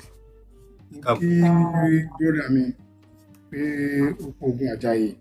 Ogun Àjàyè. Bẹ́ẹ̀ ni, ẹni tí Ṣàngó bá ṣe kíní kan, bó ṣe wà èèyàn tó rí lúrin yẹn lójú ẹ̀, wọ́n pààyàn, ẹgbẹ́ wọ́n pààyàn, position tó dúró sí, tọ́lọ́run ní kí bandit kó change position yẹn. Kú yẹn padà lọ bá bandit tọ́rọ́ Ọlọ́run ló ní kí bandit wá change position yẹn. Ẹ̀rí ẹni tí Ọlọ́run bá lẹ̀mí ẹ̀ lò kò sí nǹkan tó bá go through nínú ayé yìí ó máa survive ní ṣáá ni ẹni tó bá ṣe ní tó fẹ́ ṣe nínú ayé. Ẹ bá rí i pé mo sọ̀rọ̀ kan nígbà kan bí ṣẹ́rí ìlú wa problem tá a ní òun ni pé a lot of compromise lórí take that thing out. Ariwo wa bìtẹ̀ wáyé o. Ọmọ mi ní take it out. Go and sit down over there. Sit down over there. Hello, ẹ má bínú. Ṣé ń gbọ́ mi báyìí? Loud and clear. Ẹ má bínú ẹjọ́ ọmọ mi ló ń play kíní ẹ̀. So, mo sọ̀rọ̀ kan gbà kan pé ìlú wa, nǹkan tó jẹ́ kí ìlú wa rí bó ṣe rí yẹn, òun ni pé a lot of compromises ó pọ̀ nílùú wa. Ẹ̀yin náà wo explanation tí brother yìí ṣe láti checkpoint tí àwọn sójà ti dá wọn dúró tọ́nà tún wo another checkpoint tí sójà lọ́ọ̀kan in between that space àwọn boys yìí yà sí títì wọ́n wá kidnap àwọn èèyàn àwọn sójà tó wà ń bẹ̀ wọ́n respond at that particular point in time.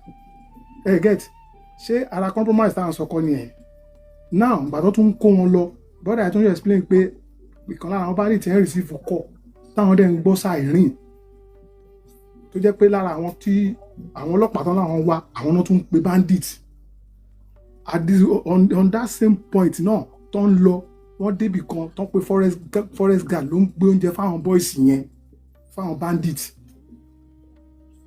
ẹ wo nǹkan bẹ́ẹ̀ yẹn níjọ́ la fẹ́ ṣe yẹn dà sí people just because and kí ló jẹ́ káwọn èèyàn máa ṣe kínní owó ni kò sí nǹkan míì tó fi ń ṣe. There is a lot of what they call ungoverned spaces ní system wa ní Nigeria, a lot of ungoverned spaces. Kí ni strength Nigerian soldiers, kí ni strength Nigerian army and Nigerian police as in population as in figures wọn. Get now compromise ń wá níbi káàmpù tó ń kó wọn dé tó jẹ́ pé kán tó káwọn air force kán tó kúrò níbi tó ti máa kúrò tó máa shoot ground yẹn àwọn èèyàn kan á tún ti pè wọ́n. Get ó ní pé ọ̀ǹtí Ọlọ́run nìkan ló lè bá wa tó ìrìn àjò tí brọ́dà yìí rìn kò sẹ́ni tó máa rìn ìrìn àjò yẹn tó máa gbàgbé o àfi tá a máa ń tanra lóko o kò ṣeé gbàgbé rárá tí wọ́n máa fi dàgbà tó máa fi gbó tó máa fi jẹ́ Ọlọ́run ní pé wọ́n máa rántí. Kò lè gbàgbé ẹ̀.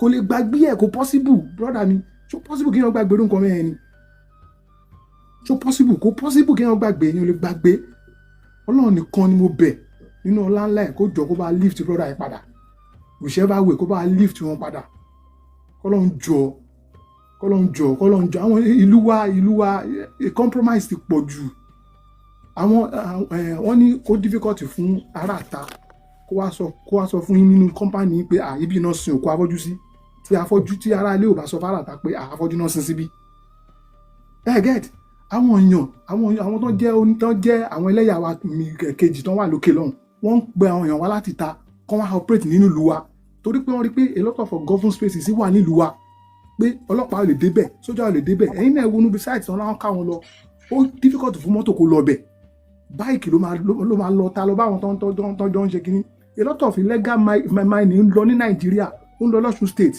ó ń lọ lọ́yọ̀ state ó ń lọ lẹ́kìtì state ó ń lọ káàkiri bẹ́ẹ̀ náà illegal mining wà káàkiri ó ń lọ lógùn state that was an history story tí mo gbọ́ pé illegal mining lógùn state àwọn Fúlàní yẹn wọ́n wá mine illegally ẹni tó dẹ̀ jẹ́ bí ẹni tó wà ní security operative tó máa kọ report to because each local government each state wọ́n máa ń kọ security report each chairman local government wọ́n máa ń fún wọn security report each state government máa ń security report ẹni yẹn dẹ̀ bẹ́ẹ̀ ń kọ security report pé ok wọ́n ní àwọn Fúlàní máa ń ṣe illegal mining ní inú territory tó ń wà yẹn o kò dúpẹ́ pé by that time sọ pé òun kọ report ìgbà tó wá sọ pé àwọn padà lọ síbẹ̀ lọ chẹ́ẹ̀kì pé ok kí nìkan tó ń ṣẹlẹ̀ ńbẹ̀ yẹn wọ́n náà ti rí àwọn Fúlàní yẹn wọ́n ti gbé báàjì kan kọ́kọ́rùn bíi ká sọ pé official bag tó fi ń ṣiṣẹ́ tẹ́ẹ̀ fi lè àtáàkì wọn tẹ́ẹ̀ fi lè béèrè lọ́rùn pé bí wọ́n ti ń bọ̀ get ó ní pé point mi ni pé a lot of compromises pọ̀ nílùú wa a lot of Nigerians nífẹ̀ẹ́ Nàìjíríà nífẹ̀ẹ́ ìfẹ́ ara wa la ní. so àwọn kan jansin lè blame anybody. Yes, I lè blame anybody. Nǹkan tí Western world fi yàtọ̀ sí wa nìyẹn. If you see something, you say something. Because tó bá see something to say something to say yẹn ló máa padà save community.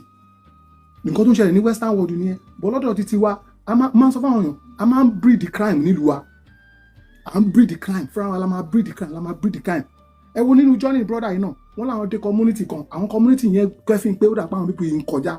Wọ́n bẹ̀rẹ̀ sí ní yìnbọn torí pé àwọn community yẹn standard láti pé tàbá ti ráwọn bíbí tó ń kọjá a máa yìnbọn fún wọn ṣẹ́rí pé níbẹ̀ àwọn yẹn wò pé òkè a lè lájúlẹ̀ káwọn bíbí máa wọnú community wa kọ́ máa kidnap àwọn èèyàn tàbá rẹ̀ ti ráwọn tó ń kọjá a máa yìnbọn fún wọn ọ̀ǹtí tàbá bẹ̀rẹ̀ sí ń ṣerú nǹkan bẹ́ẹ̀ pé òkè tàbá ti rí nǹkan ká sọ because tàbá ní ká dákẹ́ tara máa bá dákẹ́ bára tó ń bá wa dákẹ́ yẹn ló jẹ́ kí ìlú wa rí bó ṣe rí yẹn kí a change Tinubu ní 1 million times tí nǹkan tó ń ṣẹlẹ̀ ní abẹ́lé wa bá yìí ń ṣẹlẹ̀ ìlú wa ò lè change ká gbé president Obama ká gbé president Trump lọ Nàìjíríà máa ṣe rí bó ṣe ń rí yẹn ọ̀ǹtí tí gbogbo bá nífẹ̀ẹ́ Nàìjíríà tá kò fẹ́ ìlú wa sọ́kàn pé àfẹ́ kí ìlú wa bàjẹ́ àfẹ́ kí ìlú wa dàrú so anybody tó bá rọ so Aji tó fẹ́ jápa jẹ́ advice brother kó já tó bá já.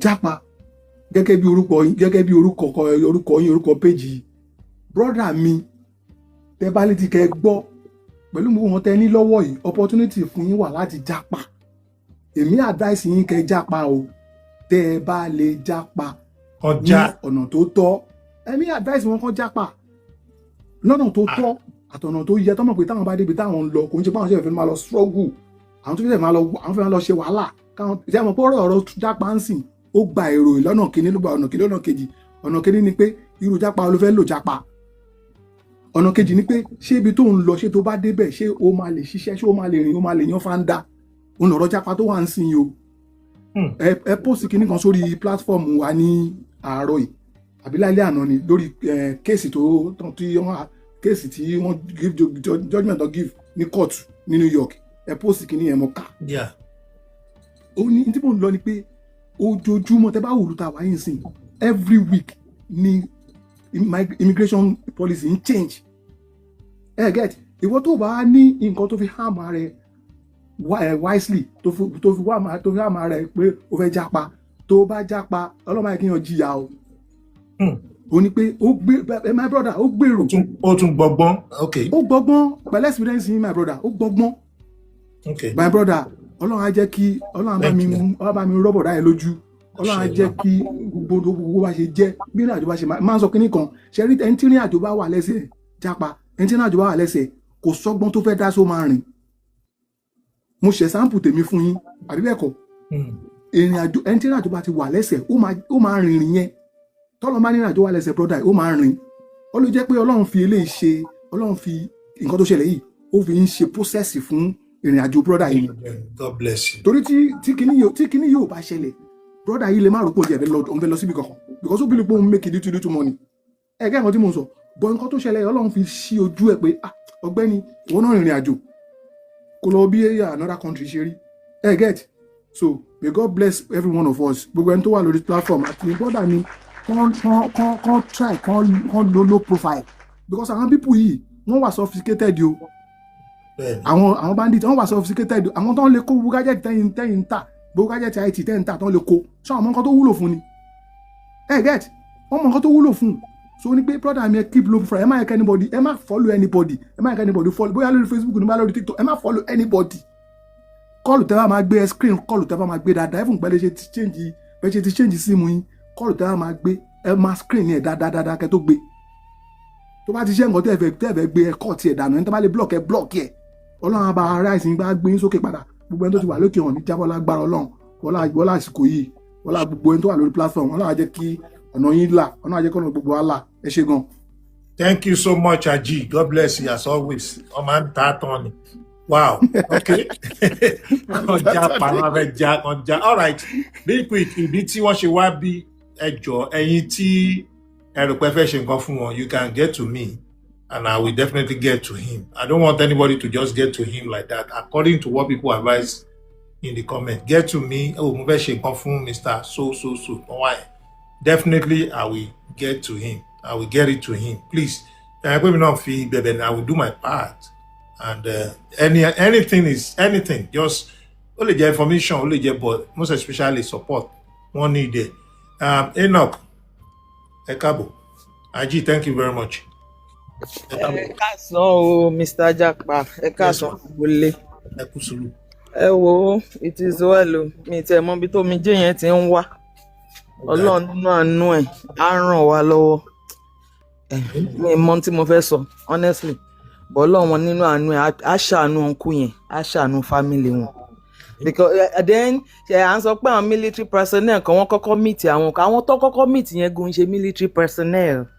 Bandit ni àwọn yẹn náà wọ́n kàn mọ̀ọ́mọ̀ dá wọn dúró ni wọ́n dá wọn dúró ṣe mọ̀ pé wọ́n yẹ dá wọn dúró yẹn wọ́n ní sáré kọjá lára gbogbo wọn náà wọ́n ní sáré kọjá lára wọn tíwájú nǹkan kan náà ni gbogbo wọn. Mo wo fídíò kan recently tí àwọn kan wà lórí bike tó ń kí àwọn ọlọ́pàá IG Nàìjíríà àwọn èèyàn sọ pé bandit ni wọn IG jáde ó ní they are not bandit ara community ni wọn ara community mélòó ló máa wà in 100 lórí ọ̀kadà.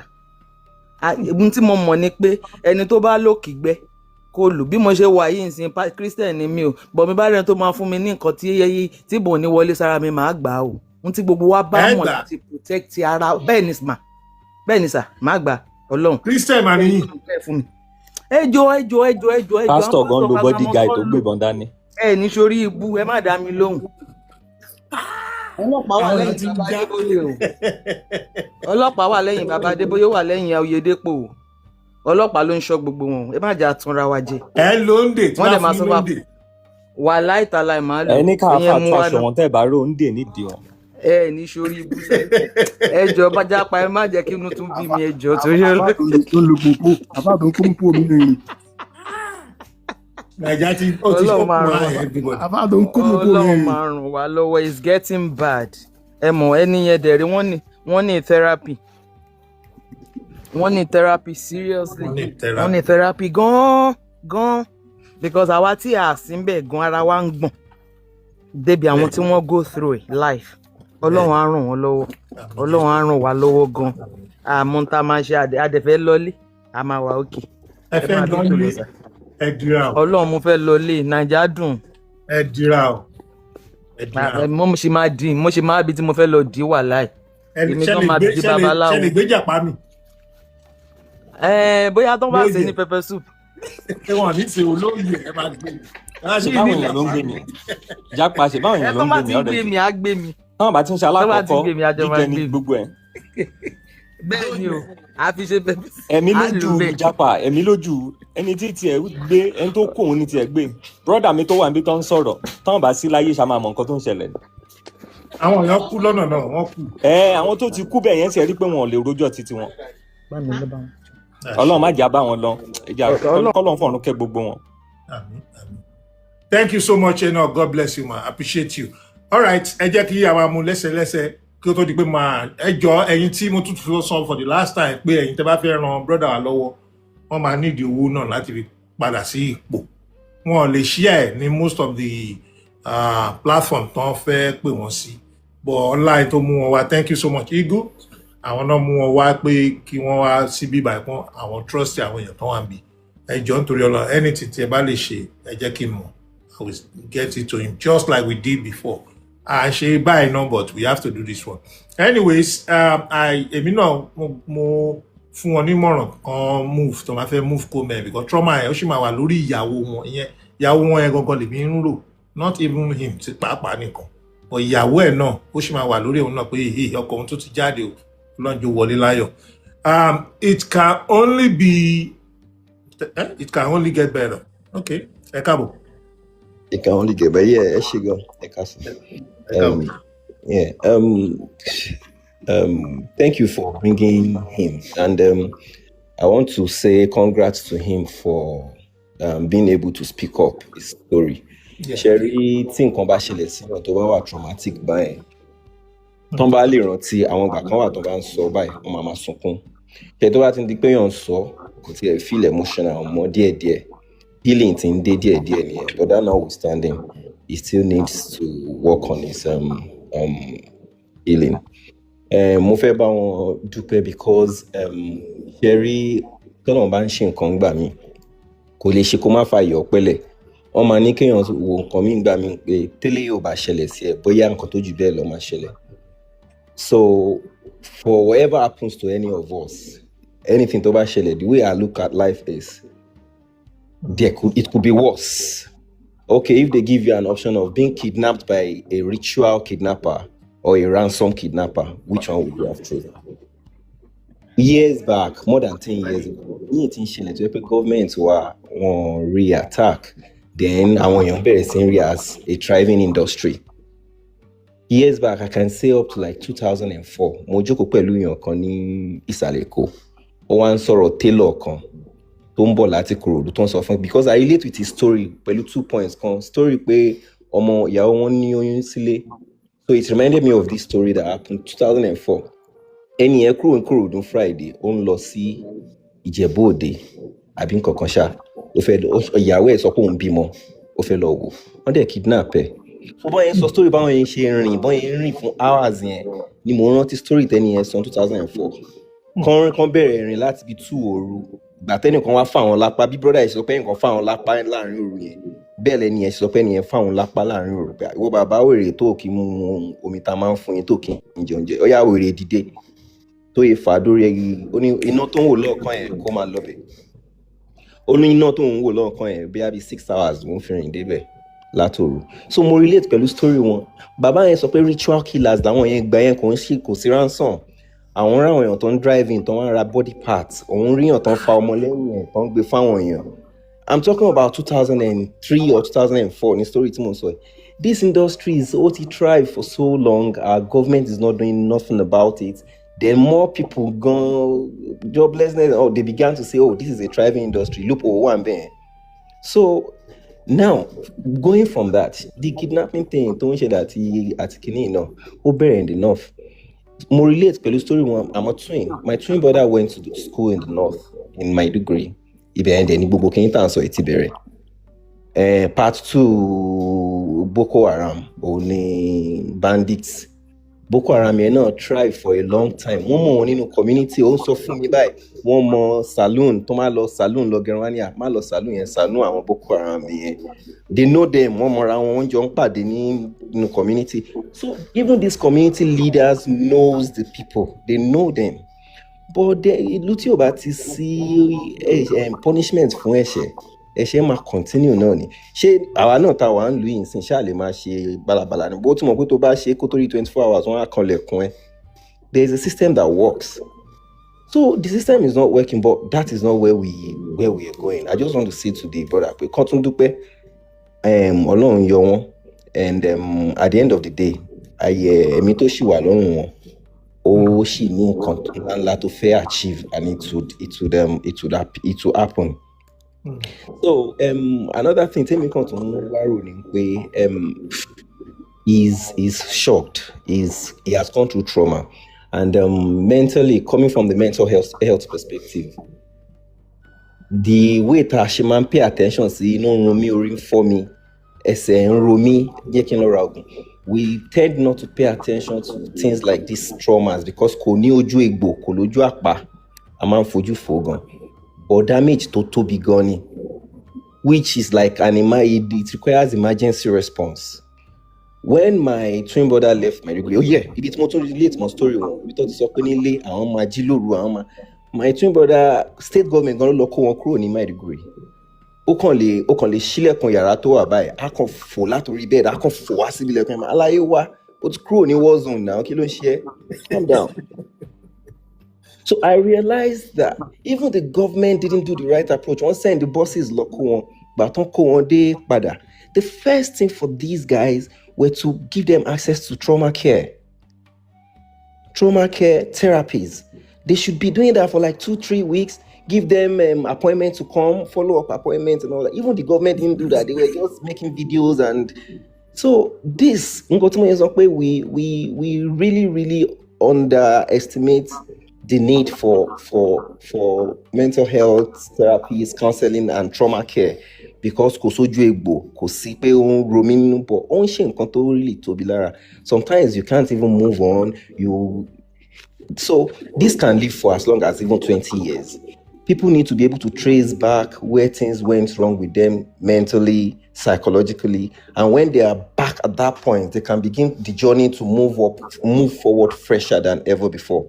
So I would advise him to seek therapy, to get access to mental health therapy, and to see how it gets back again. It's not Tobigo, and I don't know if he needs help. I would like to I don't know if he can get access. If I can, the person I would refer to him, if they can give him access to online therapy sessions, and that would be really great. I can also help him on that, but back home in Nigeria, I can give him access to 1 or 2 people that could do that, possibly for free, or even if it's at a cost, maybe it will come from me, but I hope I can speak to someone who could do that for him for free. All right. Thank you so much. Thank you, my brother. God bless you. Joel, get in touch with Lumi. I can link you up with him in another way, not here. All right. God bless you. I appreciate you. That's what we're talking about. It can only get better. Najama, am I worried? All right. We're moving to the next person. Elizabeth Ekaboma Ekusulu. Oh my God, fellows. Mr. Japa, Ekalesa o. Eléyìí tún gbẹnu tán o. Eléyìí tún gbẹnu tán. Eléyìí ní agbára. Eléyìí ní agbára. Mo kí dáàdì tó sọ̀rọ̀ tán. Now, may God continue to bless you, because that would have been the first advice also. One really need, really want long, but mo mọ̀ pé it's very much possible. I'm sure pa àwọn náà ń gbọ́ wa bá ṣe ń sọ̀rọ̀ yìí. Ṣé mọ̀, nígbà tí David tó sọ pé, even though I walk through the valley of the shadow of death, mo rìn ní àforífojì, òjìji ikú, mo mọ̀ pé ìwọ wà pẹ̀lú mi. Brother, I think God was thoughtful of you. He had you in mind nígbà tí David tó ń kọ Psalm yẹn, because ẹ̀yin náà wo gbogbo story tẹ́ sọ kalẹ̀, wọ́n mú yín kúrò níbì kan, and as soon as wọ́n mú yín kò lẹ́yìn ẹni yẹn, ẹni tó mú yín kúrò ó fara gbọ́fà, ó fara gbọ́ta, and then there was this replacement, Ọlọ́run dẹ̀ fi ẹ̀mí ẹ̀ ó fi rọ́pò tiyín. As you are talking, my brother, I can just see that there is a greater purpose for this, because God was part of your journey. So I would like you to go back to God. What is his purpose for you? You didn't go through all this in vain. I wrote a book a few years ago, Finding Purpose in Your Pain. ẹ ní láti padà lọ sọ́dọ̀ ẹ̀ láti sọ pé kí ni gbogbo eléyìí ń bolú kí ni ìdí tó fi mú mi rìnrìn àjò yìí kọjá. It's not for you to just talk about it or to stay with the trauma. You need to find out, my brother. Until you find out that purpose, ẹ lè máa mọ ìdí tẹ́ ẹ ṣe rìnrìn àjò yẹn kọjá. That's one thing tí mo fẹ́ advise yín on. And then secondly also, I hope your wife is okay, your kids, most especially daddy yín, tàlàáfíà náà wà. Ẹ jọ̀ọ́, màá tún bẹ̀ brother yẹn náà pé kọjọ kó má jẹ́ àwọn nìkan ni wọ́n máa go through therapy yìí, kàn jẹ́ kí ìyàwó wọn àti daddy wọn, even though àwọn ọmọ gan láti go through therapy because they all need it. They all need it. Ṣọ́rọ̀ mi. Then I was also wondering pé ìgbà wo làwọn Fúlàní wá di báyìí, because growing up lébùté mẹ́ta, these are the most vulnerable people tó máa ń tọrọ bárà o pẹ̀lú àwọn ọmọ wọn. Táwa gan máa tẹ̀ tún máa ṣàánú àwọn ọmọ pé ṣé wọn ní jẹ́ àwọn ọmọ yìí gbé because ìyá lè tọrọ bára lọ east kí àwọn ọmọ ti gbọ̀ngàn òyìnbó lọ. Ẹ ṣé bàbá mi ní Kano Street, ẹ ṣé bàbá mi. So ìgbà wo náà lọ́lọ́run wá gbágbára fún wọn tó báyìí? Ìgbà wo náà wá di alágbára tó báyìí tó ṣe pé wọ́n wá ní gbogbo ìlú lára? And then besides that also, Baba, horror movie leleyo, it means our country has become a horror nation. Because gbogbo nǹkan tí wọ́n ń sọ yìí kò sí lókùnkùn, ó wà ní mọ́lẹ̀. Àwọn ará community mọ̀ ń pẹ́. Àwọn èèyàn tó ń gbé community yẹn náà wọ́n mọ̀ ń pa. Àwọn tó ń gbé helicopter yẹn náà wá, wọ́n mọ̀ pé irú nǹkan báyẹn ń ṣẹlẹ̀ ní gbogbo community yẹn, wọ́n dẹ̀ ń bò mọ́ra. Ṣó bí pé apá àwọn ò lè ká àwọn kìíní, kì í ṣe pápá àwọn ò lè ká, ṣe bóun la gbọ́ lánàá àbí ìjẹta tó ń arrest one of the drug lord. Báwo ni wọ́n ṣe trace ẹ̀ tó ń fi mọ ibi tó ń gbé drug ẹ̀ gbà, tó ń fi rí gbogbo arrest yẹn ṣe. Ó mì pé tó bá fẹ́ ṣe kínní ní Nàìjíríà, bàbá wọn lè ṣe é, wọn ò kàn fẹ́ ṣe because àríjẹ́ǹdì ìbàjẹ́ ni most of them. Ọlọ́njọ́ kó máa fi ààbò ẹ̀ kó máa fi ṣọ́ wa, and this is one of the reasons bàbá tí àjò ti fi dàbí ilé fún most of us tá a fi ní lè relocate. A lè padà, I'm so sorry, a lè padà, mo yìí máa ń sọ fún wọn. Gbogbo bí kì í ṣe ń ṣe ní South Africa yìí, wọ́n sọ pé kí n máa bọ̀ kí èmi ò lè lọ, mo yìí prefer South Africa yìí because system wà. Ẹ má bínú, inú yín lẹ mọ̀, ẹ kàn lè sọ pé mi ní padà, tẹ́ bá là lè padà ẹ lè sọ̀rọ̀ fún wa. No, èmi ni mò ń sọ, ẹni mi ní padà, àwọn tá fẹ́ padà yìí kọ́. Èmi ò lè padà, mo lè lọ fíṣítì o, pé èmi ò lè padà. Ṣọ́rọ̀ mi yẹn báyẹn because kò sí security, nothing is working, kò sí system kankan tó wà functional ní country yẹn. Àgbàdúrà gan, ẹ wo even take for àdúrà ń gbà ní beyond the borders ju Nàìjíríà lọ. Àdúrà ń gbà téèyàn bá ti kúrò Nàìjíríà ju Nàìjíríà tá a wà ń bẹ̀ everybody ń gbàdúrà lọ. Ẹ bá jà tẹ̀síwájú, ẹ má jà jókòó ń jà àdúrà, wọn ò gbàdúrà ń bí tẹ wá o. But àdúrà yìí ń gbà ń bí bàbá. Ìlú tó ń lọ síwájú, ẹ má jà change conversation, but ìlú tó ń lọ síwájú wọn ò gbàdúrà ń bẹ̀. Nàìjíríà lọ tó ń gbàdúrà. Can you please allow me to speak my view, please? Please stop interrupting me. Allow me to speak my view. I'm just sharing my view. So what am I saying is that Baba Ẹ nítorí Ọlọ́run ẹ heal, and I believe that God will heal you and your family. Thank you so much for sharing. Thank you. Thank you so much, ma. Ẹ ṣé gan, a dúpẹ́ lọ́wọ́. Ó gba ẹni tán, wọ́n fi parí ọ̀rọ̀ rẹ̀, orí dẹ̀ ń bá ẹ̀. All right, a ṣì máa padà sórí nǹkan tí mọ́mí wa sọ yẹn, tá a bá ti treaty mi ní pẹ́ release my brother pé kán bọ́ọ̀lẹ̀ kan lọ sinmi because he's been talking all day. Mr. Abe, ẹ bá ń ṣe microphone. Ẹ ṣeun Elizabeth, ẹ ṣeun.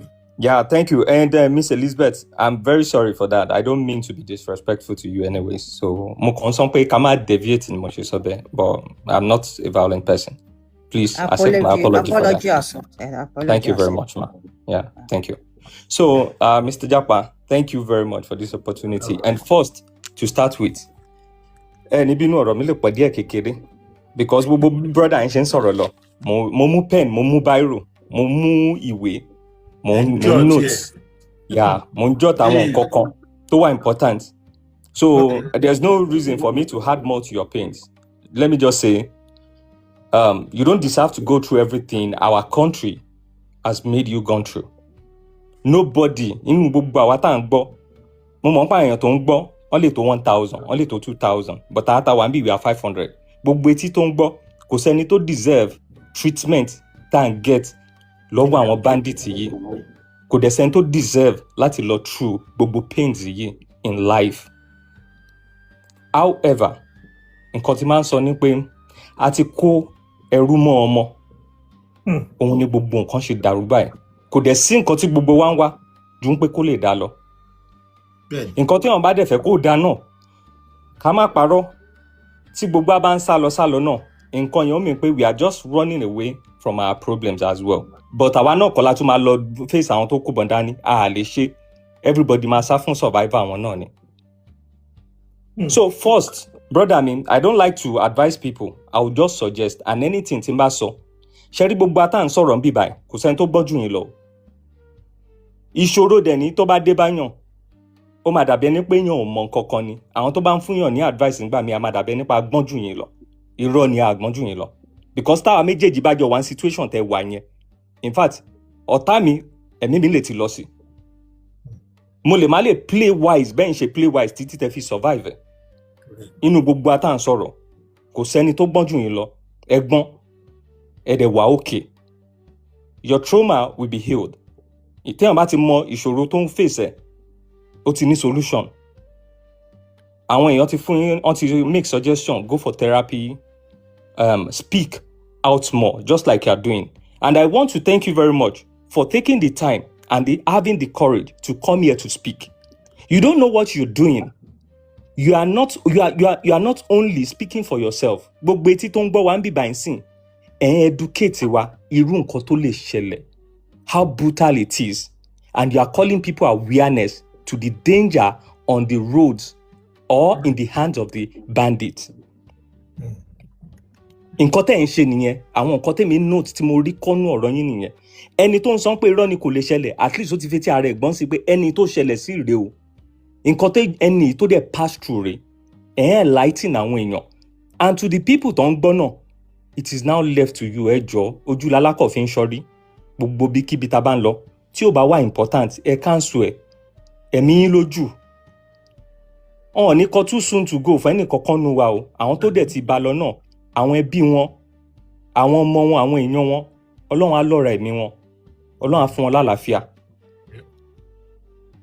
So, on that side, kí n fi sẹ́gbẹ̀ẹ́ kan, now let's face our country. Baba, mo follow journey wọn from the checkpoint. So, from beginning to the end, gbogbo nǹkan tẹ́mi rí, format ni o. And compromising. Format ni. Wọ́n show process wọn of operation wọn. And if I am working with Nigerian security, this is the same thing, template tí ma follow. Because ẹ̀mí mi ṣe wáyé, àwọn people yìí, wọ́n ṣe invisible people. They are easy to locate based on my analysis. Gbogbo wa ẹja wa ma follow. From the checkpoint, ẹni àwọn ọlọ́pàá kan wà níwájú, àwọn kan wà lẹ́yìn. Those people are not there to check anybody. They are only there to secure the bandits and their operation. Àwọn tó wà lápá bí tí mọ́tò ti ń bọ̀, wọ́n fẹ́ make sure pé time tó bá wọn operate, wọn ò ní wá láti wá disrupt wọn. Àwọn tó wà ní other side, unblock àwọn tó ń bọ̀ náà, kọ́ máa disrupt wọn. That's my own assumption. First, at that checkpoint, gbogbo incident tó ṣẹlẹ̀. Títí tán fi lọ, tán fi move, gbọ́ siren, gbọ́ anything, but ẹ ti move síwájú. That's my own case study number 1. Now, ká wá sún síwájú, your journey, bẹ́ ṣe ń lọ. Johnny bẹ́ ṣe ń lọ. Ẹ dé, ṣé ẹ má bínú ẹ bá mi validate ẹ̀. The same ìlú tí dádì tán gbà tán fẹ́ lọ tán ti ní kán lọ san ransom yẹn. Ṣé the same ìlú yẹn lẹ gbà kọjá táwọn yẹn yìnbọn fáwọn bandits yẹn sà? No, kò ń ṣe bẹ́ẹ̀. Ibòmíì nígbà tí wọ́n ń lọ nìyẹn. Nígbà tí wọ́n lọ. Nígbà tán ṣe kidnap wọn yẹn, tán lọ nìyẹn. Yes. Okay. Àwọn aráàlú yẹn lọ yìnbọn fún wọn. Àwọn olùgbò míì nígbà táwọn kọ́kọ́ ń lọ sí ibi tí wọ́n ti ń ṣe mining yẹn. Tó jẹ́ bait yẹn. Yeah. So anytime tó bá kọ́ àwọn èèyàn, I'm very sure the same route yẹn náà lọ máa gbà. and bóyá wọ́n yìnbọn àbí nǹkan kan, it's all planned work wọn ni. Because àwọn security, you can't tell me pé àwọn security Nigeria tán láwọn wá bandit tán mọ́bi tán wà. Ẹ mọ̀ pé wọ́n máa ń yìnbọn ní side ibi báyìí tán máa ń kọjá. You can easily go to that village, kẹ́ni interaction pẹ̀lú àwọn èèyàn, but because they are all compromised, wọn ò ní lọ síbẹ̀. Wọ́n kàn máa ṣeré létí ibẹ̀ ni. That's right. Àwọn tó dẹ̀ ń yìnbọn bẹ̀ yẹn náà, báwo lọ ṣe ń get bullet wọn? Mo ò ní pọ́n ní bad mind o, mo ò ní wọ́n ní evil mind. However, wọ́n ń jà láti protect ara wọn ni. But these are the reports táwọn gan lè mú lọ sí station that they can review on social media. Bó ṣe help man yìí, the same way náà ni gbogbo a máa fi rí. Tó dẹ̀ máa call attention, even international community, the security, international security, tó máa call gbogbo everything. See, people will start speaking about that place. They know ma were exposed. So, gbogbo ẹ̀ is just format. That's their process. They go from one point, ó ti mọ ọ̀nà wọn. Àwọn tó ń dẹ̀ ń gbà ọ̀dọ̀ wọn kọjá náà, ọmọ. And then Mr. Japa, téèyàn bá ń gba inú territory yín kọjá, ilé yín tẹ́ kọ́. Téèyàn bá ń gba orí ilé yín kọjá every time, tẹ̀dẹ̀ mọ̀ pé èèyàn burúkú ni wọ́n. At a point, ẹ mọ ibi tó ń gbà náà. Ẹ dẹ̀ máa inform, ẹ máa tẹ́ bá fẹ́ mobilize, ẹ máa mọ bẹ́ẹ̀ ṣe máa face wọn, àbí kẹ́ make sure pé ọlọ́pàá wá, ẹ force governor state yín, local government chairman yín, the president, call their attention, you need protection, you need this. Mr. Abi, real quick, mo fẹ́ béèrè kọ̀ọ̀kan tó wá sí mi lórí. Bọ́n ṣe ń wá sí south lọ́dọ̀ wa mi tó wá ń kó àwọn èèyàn. Because I see like wọ́n ń kóyàn bí wọ́n kó lọ síbẹ̀. Wọ́n ń kó àwọn èèyàn bí wọ́n fi ń gbowó. Ṣé wọ́n ń ṣe bẹ́ẹ̀ ní east? Wọ́n ń kó àwọn Yíbò bẹ́ẹ̀. Tẹ́ bá béèrè lọ́wọ́ àwọn tó wà ní east, èmi personally, it's easy for me to say I don't know because mo sí bẹ́ẹ̀ and they don't go to sharing each region. Èmi believe pé wọ́n kó àwọn Yíbò bẹ́ẹ̀. Because Yíbò ní gbà. Igbo ń pa wọn lẹ́sẹ̀ káwọn náà fight ni, but I think we are too soft. We believe in Jesus Christ and Anobi to help us, and it's not going to work until we abandon. Until we abandon Jesus Christ and Anobi like Israelites. Israel don't care about Jesus. They don't even know him. They fight the war. They face them and fight. Ìlú tí àwọn Arabo bẹ̀rù jù láyé tí Ọlọ́run dá Israel ni. Lẹ́yìn náà America ó tán. Ìjọba bá ti gbé Jésù àtànábì sẹ́gbẹ̀ẹ́ pé ó ti tó, àwa náà fẹ́ máa dú èèyàn lọ́rùn, ìgbà ẹ̀rí pọ́n máa sá. Èmi bí èmi ṣe ń rí ni o, mi kì í gbọ́ pọ́n lọ ń gbéyàn ní east, ní ilẹ̀ Imo, àbọ̀ ti lọ sí Abia, wọ́n ti tún lọ pa àwọn bíi 100, wọ́n ti jí, èmi ò tí ì rí. Continue with your story. So yeah, you may be right about that, Mr. Japa, but one thing tí mo fẹ́ ká mọ̀ ni pé politically we are divided. Ní ilẹ̀ east náà, wọ́n ní ìṣòro tó ń kojú àwọn èèyàn wọn. Oh yes. Náà fúnra ara wọn ló ń terrorize wọn. So ibi tí ò bá settle already, there's no benefit for them láti lọ síbẹ̀. Àfi táwọn náà bá kọ̀ fẹ́ lọ forí kó agbọ́n bẹ̀. Ibi táwọn yẹn ti prepare tẹ́lẹ̀ tán ti ní challenges.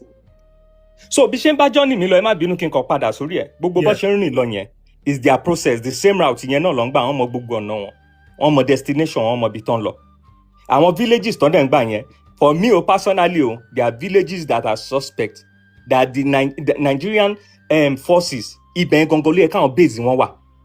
Àwọn ibẹ̀ yẹn gangan ló yẹ káwọn base wọn wà. God bless you, sir. God bless you. Thank you very much. Destination ká lọ sí destination ká débi tán camp àwọn èèyàn sí, Mr. Japa.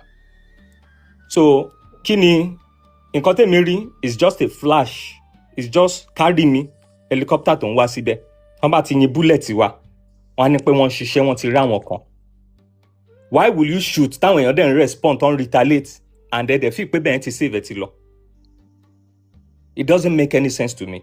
It's just a waste of our resources and finance. They are working together. They are all working together. Gbogbo yẹn format náà yìí ni. Ẹ wá síbì kan ìyìnbọn. Ẹ clear bẹ̀, ẹ lọ on ground. Kẹ wò pé ṣé ó ti empty, kò séèyàn bẹ́ẹ̀ máa bí nǹkan kan. Gbogbo yẹn format ni. Kò sí nǹkan kan tán ṣe. They are all working together. Every day for 5 days, according to you. Just imagine. So they go back, they give reports. We attack them, we saw them, we say kinikan. Okay, share long ground, share we report in you complete, is incomplete. Clear be, teba clear be. You have to spend days níbẹ̀ tẹ́ máa mọ̀ pé kò sáwọn èèyàn kankan bẹ́ẹ̀, kò sí ẹni kíní bẹ́ẹ̀ mọ́. And what they are doing, both of them, they are protecting ibi tó wọ́n ti ń jáde ni. Mining tó wà ńbẹ̀ yẹn gangan. Òun nìkan tó ń protect ńbẹ̀. And if you want to go closer to those places, they will tell you military protected area ni. so ó easy fún wọn láti sá síbẹ̀, so they are all working together. Ibi tán ti ń mine kò easy kéèyàn súnmọ́ bẹ̀, Mr. Japa, kò easy kéèyàn súnmọ́ ibẹ̀ láì ṣe pé o ní authorization, o ní permission, iye security tó wà ń bẹ̀ lásán kò easy. Gbogbo alámọ̀ yẹn wọ́n wá camp wọn síbẹ̀ for days, for months. Àwọn kan wá wọ́n á yìnbọn pàpàpàpà, wọ́n ti lọ, wọ́n á yìnbọn pàpàpà, they are all working together. In my own, èmi ò rí any security o, loop ni mo kàn rí jọ, honestly. And the next part náà, ẹ jọ̀ọ́ ẹ má bínú, village tó sọ ẹ̀mí ìkànnà tí orúkọ ẹ̀ ní Lọ́kọjà. Dádì wọn tó fẹ́ wá sanwó, wọ́n gba ibẹ̀ kọjá, wọ́n lọ síbẹ̀, wọ́n lọ drop owó. Àwọn ará village yẹn ti máa ń ráwọn èèyàn tó ń wá síbẹ̀ tó wá ń san ransom. Wọ́n mọ̀ pé àwọn èèyàn ń gba bẹ̀ẹ́ kọjá, wọ́n detain wọn, wọ́n ní kinní kan. In fact, ó better kán mú dádì wọn lọ sọ́dọ̀ ọlọ́pàá. Káwọn ọlọ́pàá dẹ̀ wá bẹ̀rẹ̀ investigation àbí nǹkan kan. Yeah, people might say life wọn ó ṣe kinní kan, but Ọlọ́run ò ní jẹ́ kẹ́mi wá bá lọ. Ẹni tó máa kú inú situation tí Nàìjíríà wà yìí. Gbogbo abàdẹ̀ ṣe ń sá kó má ṣẹlẹ̀, ẹni tó máa ṣẹlẹ̀ sí la mọ̀ next. That's just the problem we have.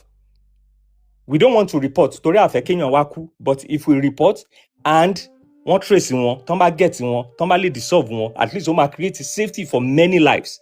Unfortunately, as long as people àwọn ẹni yóò mú wọn involve ọlọ́pàá or anything, then tá bá máa blame ọlọ́pàá náà, it's very information téèyàn bá mọ̀, táwọn ọba wá bí kan share pẹ̀lú wa, at least èmi ti learn a lot from him and I appreciate him so much for that as well.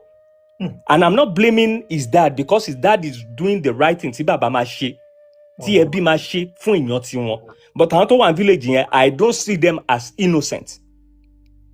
Ẹ má gbàgbé o, ìgbà tó ń padà bọ̀ náà, everybody ló ń gba share o nínú nǹkan tèmi rí o. Ìgbà tó ń padà bọ̀, this same village ni wọ́n já sí. Tán ti interrogate wọn, tán ti fún wọn lóúnjẹ, everybody ń gba share ni o. Àwọn anípa wa ń ṣe bad Fulani. Kò sí nǹkan tó ń jẹ́ Fulani nílẹ̀ Yorùbá. Kò sí.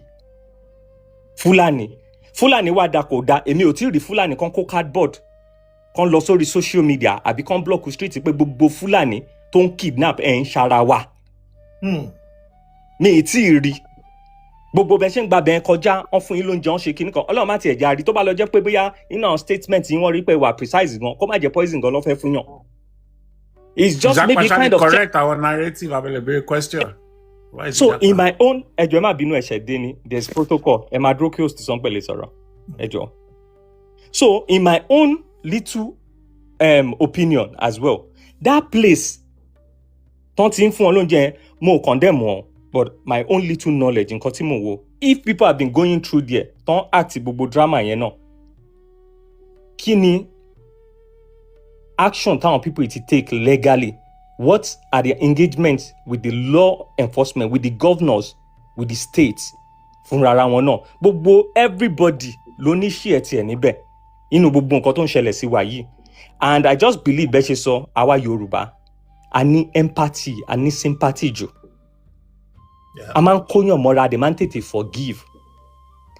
Brother mi, your assumption may be right. Nígbà tó ń pè tẹ́ ń gbóhùn siren, tẹ́ fi pé ọlọ́pàá tó wà ní mọ́tò ló ń bá wọn sọ̀rọ̀, your assumption may be right. I have the same belief that probably inú wọn.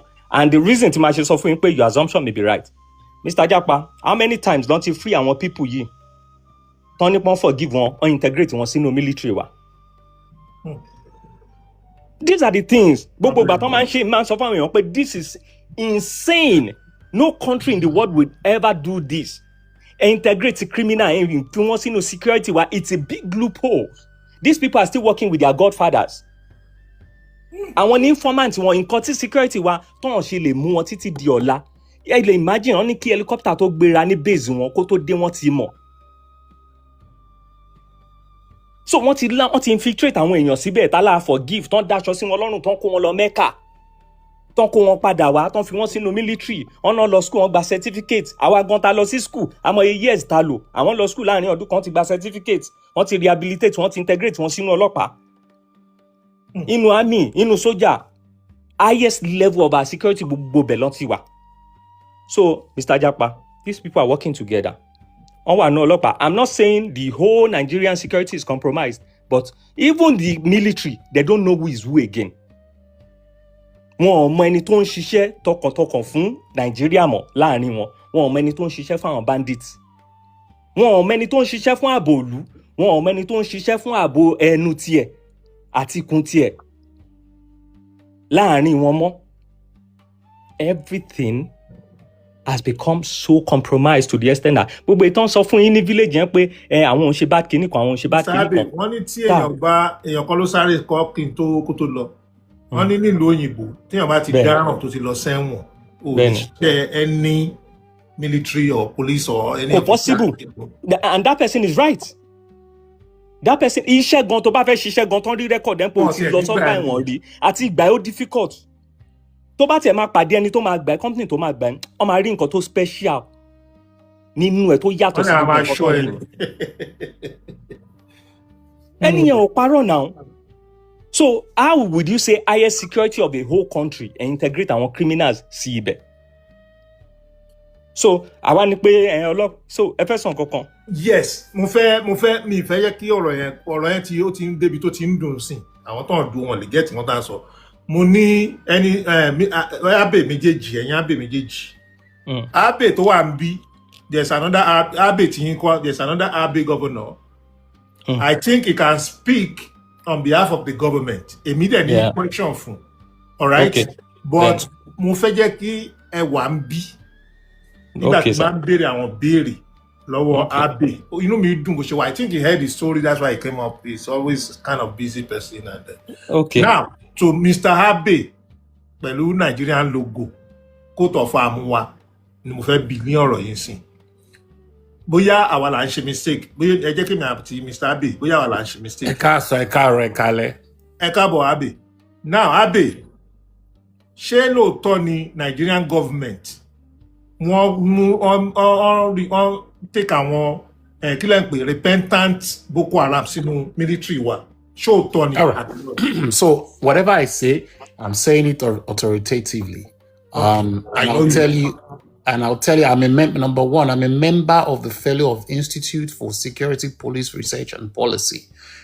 So I'm a fellow. So of course, I have a degree or understanding of our security architecture, and I also represent the Ministry of Defense, Presidential Media Team, Media Pali Defense once a month.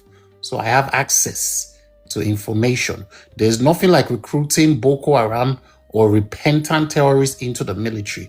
What we have and we have had is what we call Operation Safe Corridor. When I mean safe, SAFE, corridor. Operation Safe Corridor. You can Google it. Operation Safe Corridor as Operation Safe Corridor. Yes, in fact, AI ChatGPT would give you what it means. Operation Safe Corridor started under late President Muhammadu Buhari, and they were rehabilitating and reintegrating low risk, I repeat, low risk terrorists or criminals. And what do you mean by low risk terrorists? Mr. Abe, Mr. Japa, maybe you're okay. Let me give an example of low risk terrorists. The children, they bring back our girls to like Zambisa, our mother kidnapped the Zambisa, and maybe they escape. And after they escape, of course, they've been brainwashed. So they will rehabilitate them back into the society.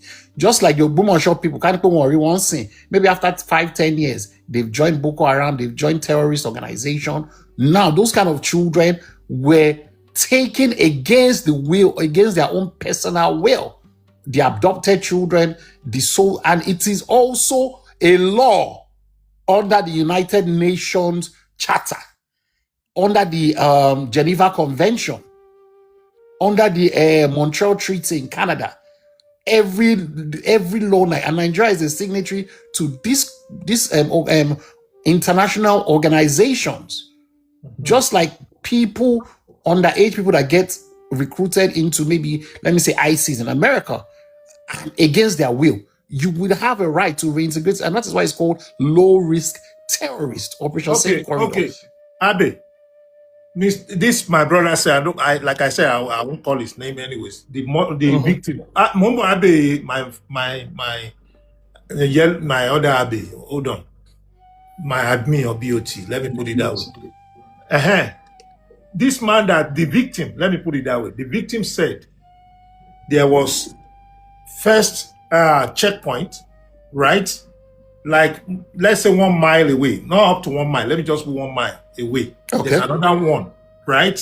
In Yes. the middle, he said even like they drove from the first one, like maybe under 1 minute, this happened. Yes. And we have security operative or officers around that place. Nothing happened until they took them away. You understand? We These are are like- very essential question, chat. Only who determines the risk level of terrorists? So let me answer that question very well, because I think it's very fundamental. Because I want low risk, medium risk, high risk. The low risk terrorists, the people that determine are 16 agencies. The Ministry of Justice, who is headed by the Minister of Justice, Attorney General of the Federation, the Minister of Humanitarian, Ministry of Humanitarian and Poverty Alleviation, the Presidency, the Chief Justice of Nigeria, so many judiciary executive, even the Speaker and the Senate President are amongst the 16 agencies, 16 board committees that rule. President cannot just rule. If an Attorney General is just like Piro, all this your age in America, they will advise Donald Trump. Even in Guantanamo Bay, there are children that they are low-risk terrorists that they even rehabilitate back into the American society, that they were kidnapped against their own will or abducted, or what they call the POW, prisoners of war. We've watched so many American movies whereby prisoners of wars are rescued by the Navy SEAL or whatever, American SEAL, and they are rehabilitated, reintegrated back into the society, not back into the military or the police, but back into the society. So the president does not determine who the low-risk terrorist is. It is the 16 bodies. Okay.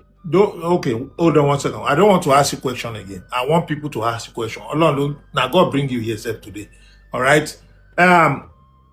Mr. Victim, if you are ready to go, you can go. Don't worry, I will get back to you. I don't want to waste your data. If you have just Kotolo, go ahead. Okay, Probably just Ketolo, my brother, I ran through your page while you were talking. I saw your post, you and your lovely son. I'll just encourage you to please delete that account itself, because people have heard you here. A lot of people want to follow you. We've heard stories of bandits recruiting on TikTok or monitoring people through social media as well. I would just encourage you, delete that account, create another just account. block it, because you can use just block it, create a new one that nobody will be able to identify or trace you to that account. Don't accept anybody, please. That's just my suggestion. It's left to you, sir. So thank you very much. And like I said, you don't deserve it, and don't blame yourself for anything. Go for therapy and you'll be fine. Yeah. So like I said, I know. Okay. Now, thank you very much, Mr. Abi. I so much appreciate that. And I heard you wholeheartedly. You said they will send report as well. And I don't want to deviate anyways. Let me just go ahead. And in Kotikomaso, these things that is happening, they are shooting guns. They are taking them at least as far as spending days on the road. Yeah. This is a total failure when it comes to security. And gbogbo route yẹn àwọn ọ̀nà ti camp àwọn èèyàn síbẹ̀, and that's why Mr. Japa mo ṣe insisting pé the same route yìí làwọn people ń gbà, wọ́n mọ traces wọn, wọ́n mọ route wọn, àwọn tó dẹ̀ fẹ́ trace wọn náà wọ́n mọ route yìí, but they won't go there because wọ́n camp àwọn èèyàn síbì kan tó kó wọn lọ bá nínú statement victim tó ń sọ̀rọ̀. Right. So it's not like wọ́n kàn kó wọn lọ síbì kan randomly àbọ̀n change the location wọn. He never mentioned that they changed their location throughout. I'm not a security personnel, but this little observation when I listen to people's story, mo ní interest in àwọn kìíní bẹ́ẹ̀, I note it down. And like I said, kò mean pé mo gbọ́n ju ẹni tó ṣẹlẹ̀ sí lọ, ó lè ṣẹlẹ̀ sí mi kí n má survive. But because I'm privileged to listen to his story, I want to learn. At the same time, bí ṣe note ó help mi náà láti plan journey mi tí bá lọ Naija, Mr. Japa. Mo ń wo wájú mo ń wẹ̀ tí bá rọ́lọ́pàá gan mo lè ní ẹ̀tàn padà ẹ má jà súnmọ́ ẹ má kó sáàrin wọn. Security personnel àwọn yẹn náà. Police are your friends, but I'm not sure. I've been a victim of police kí n tó kúrò as far back as 2006. As a student, a lot has happened to us. Our survivor, most of students in Nigeria as well, or most Nigerians, tó ti encounter even police brutality and stuff like that. Kò lè ever kúrò. When I see military people in Nigeria, the first thing that comes to my mind is, am I safe? Imagine. Am I safe? Imagine kí student dúró ní junction, kan kó wa randomly. Kan dẹ̀ nípọn àwọn criminal lọ́n ti kó yẹn. On máa show àwọn ẹlòmíì lórí TV. Kí má parọ́ fún yín, at the point, I and my dad was arguing because they showed some criminals tán mú tán parade lórí TV. And I was like, Dad, I'm not sure these people are criminals. Because àti rí ètò ṣẹlẹ̀, students dúró ń kó gbogbo wọn. A dẹ̀ ráwọn kan tán show lórí TV. Tán ní pé bandit. A dẹ̀ ń wò wọ́n pé àwọn ẹni tí a mọ̀ ní school lélẹ́yìn náà. A rí wọn gbà tí nǹkan yẹn ṣẹlẹ̀ ní junction bẹ́ẹ̀ yẹn. Kò sí ìbọn lọ́wọ́ wọn, kò sí anything. But mi mọ̀ nǹkan tó ṣẹlẹ̀ lẹ́yìn. Mi mọ̀ bóyá wọ́n lọ rí ìbọn, bóyá wọ́n rí anything. So I'm not defending them, but however, the trauma, like people said, it will take a lot of time to heal. But Mr. Japa, despite gbogbo nǹkan tójú mi ti rí Nigeria, Nigeria is still my country. I don't joke with my country. I defend my country anywhere because I know there's good and bad in my country. Kọ́lọ́n kó jẹ́ kí ìlú wa kó rí àtúnṣe tó máa gbà ni. I feel like a lot of people are joining the military without the intention of securing our people. It's just because of stomach infrastructure. And when they get there, they don't practice the code of conduct. But shall you consider collateral damage when in kind of situations like that, when you think the military should just go there with force and take over? Look at the case of Oyo. You understand? Even when they had to hold on and tell them that engage with these criminals so that they can release this. They can actually use force. But if they use force, other people, the innocent people, are going to die. Look at what the guy said. The guy actually said it. He said they don't care when when they come with the helicopter and start shooting, and they will tell you to just go and hide yourself. No, you understand? Abe, there is compromise. What Abe said is this. He said instead of shooting like that from the air, why can't they base there in that particular area? Yeah, that's a very nice. That's so very Collins, good let me give Abe, my namesake, a good news. And can you permit me to reply to his question as well? Okay. If you don't mind. Okay. Just because we said should they use force or whatsoever, we all saw what Trump did. We might be happy about it. We might not be happy. Like I said, but sometimes it's better to take immediate action that will curb a situation rather than leaving it open. And people are more or less diving into kidnapping now like a business. Yes. People are diving into it, but tell me about the waste to see.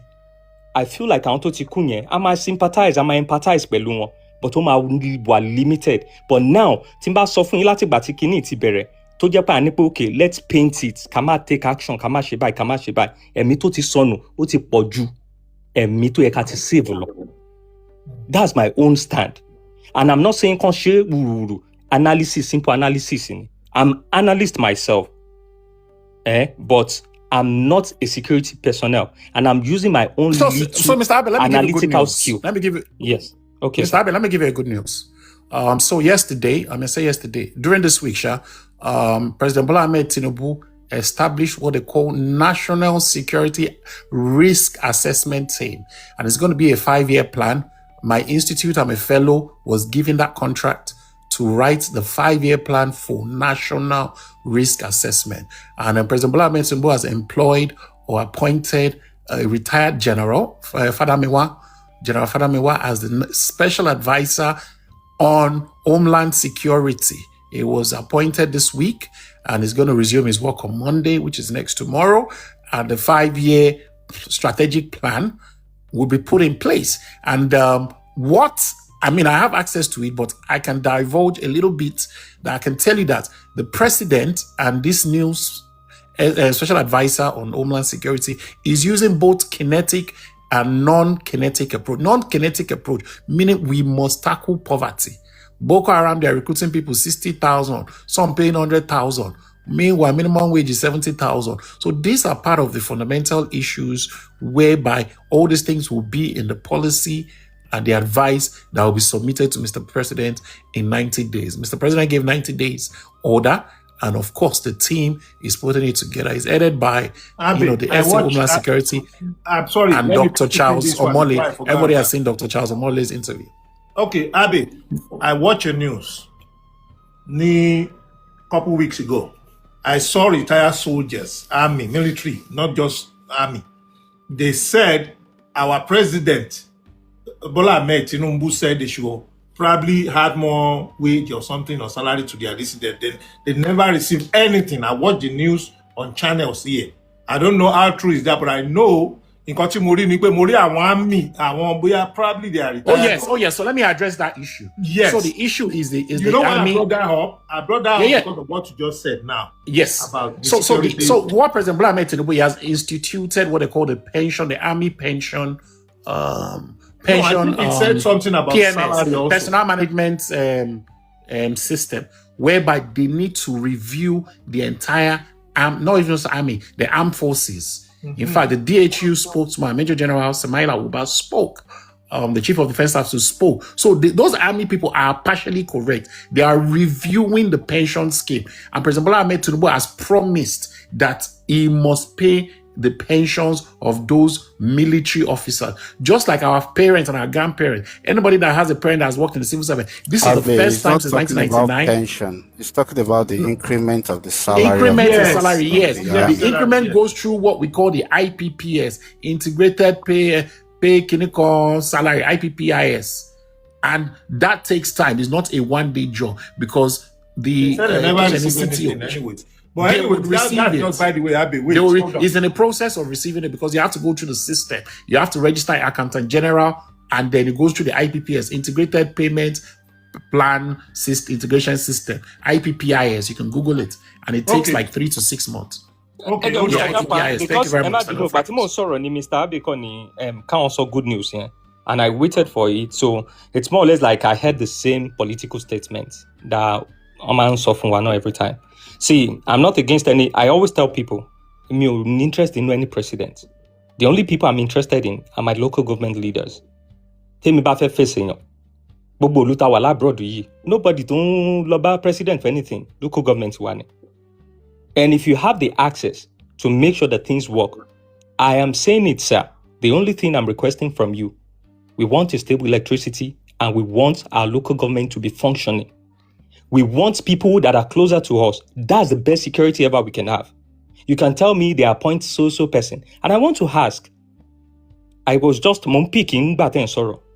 Anyone appoint a new person. What happened to the old one?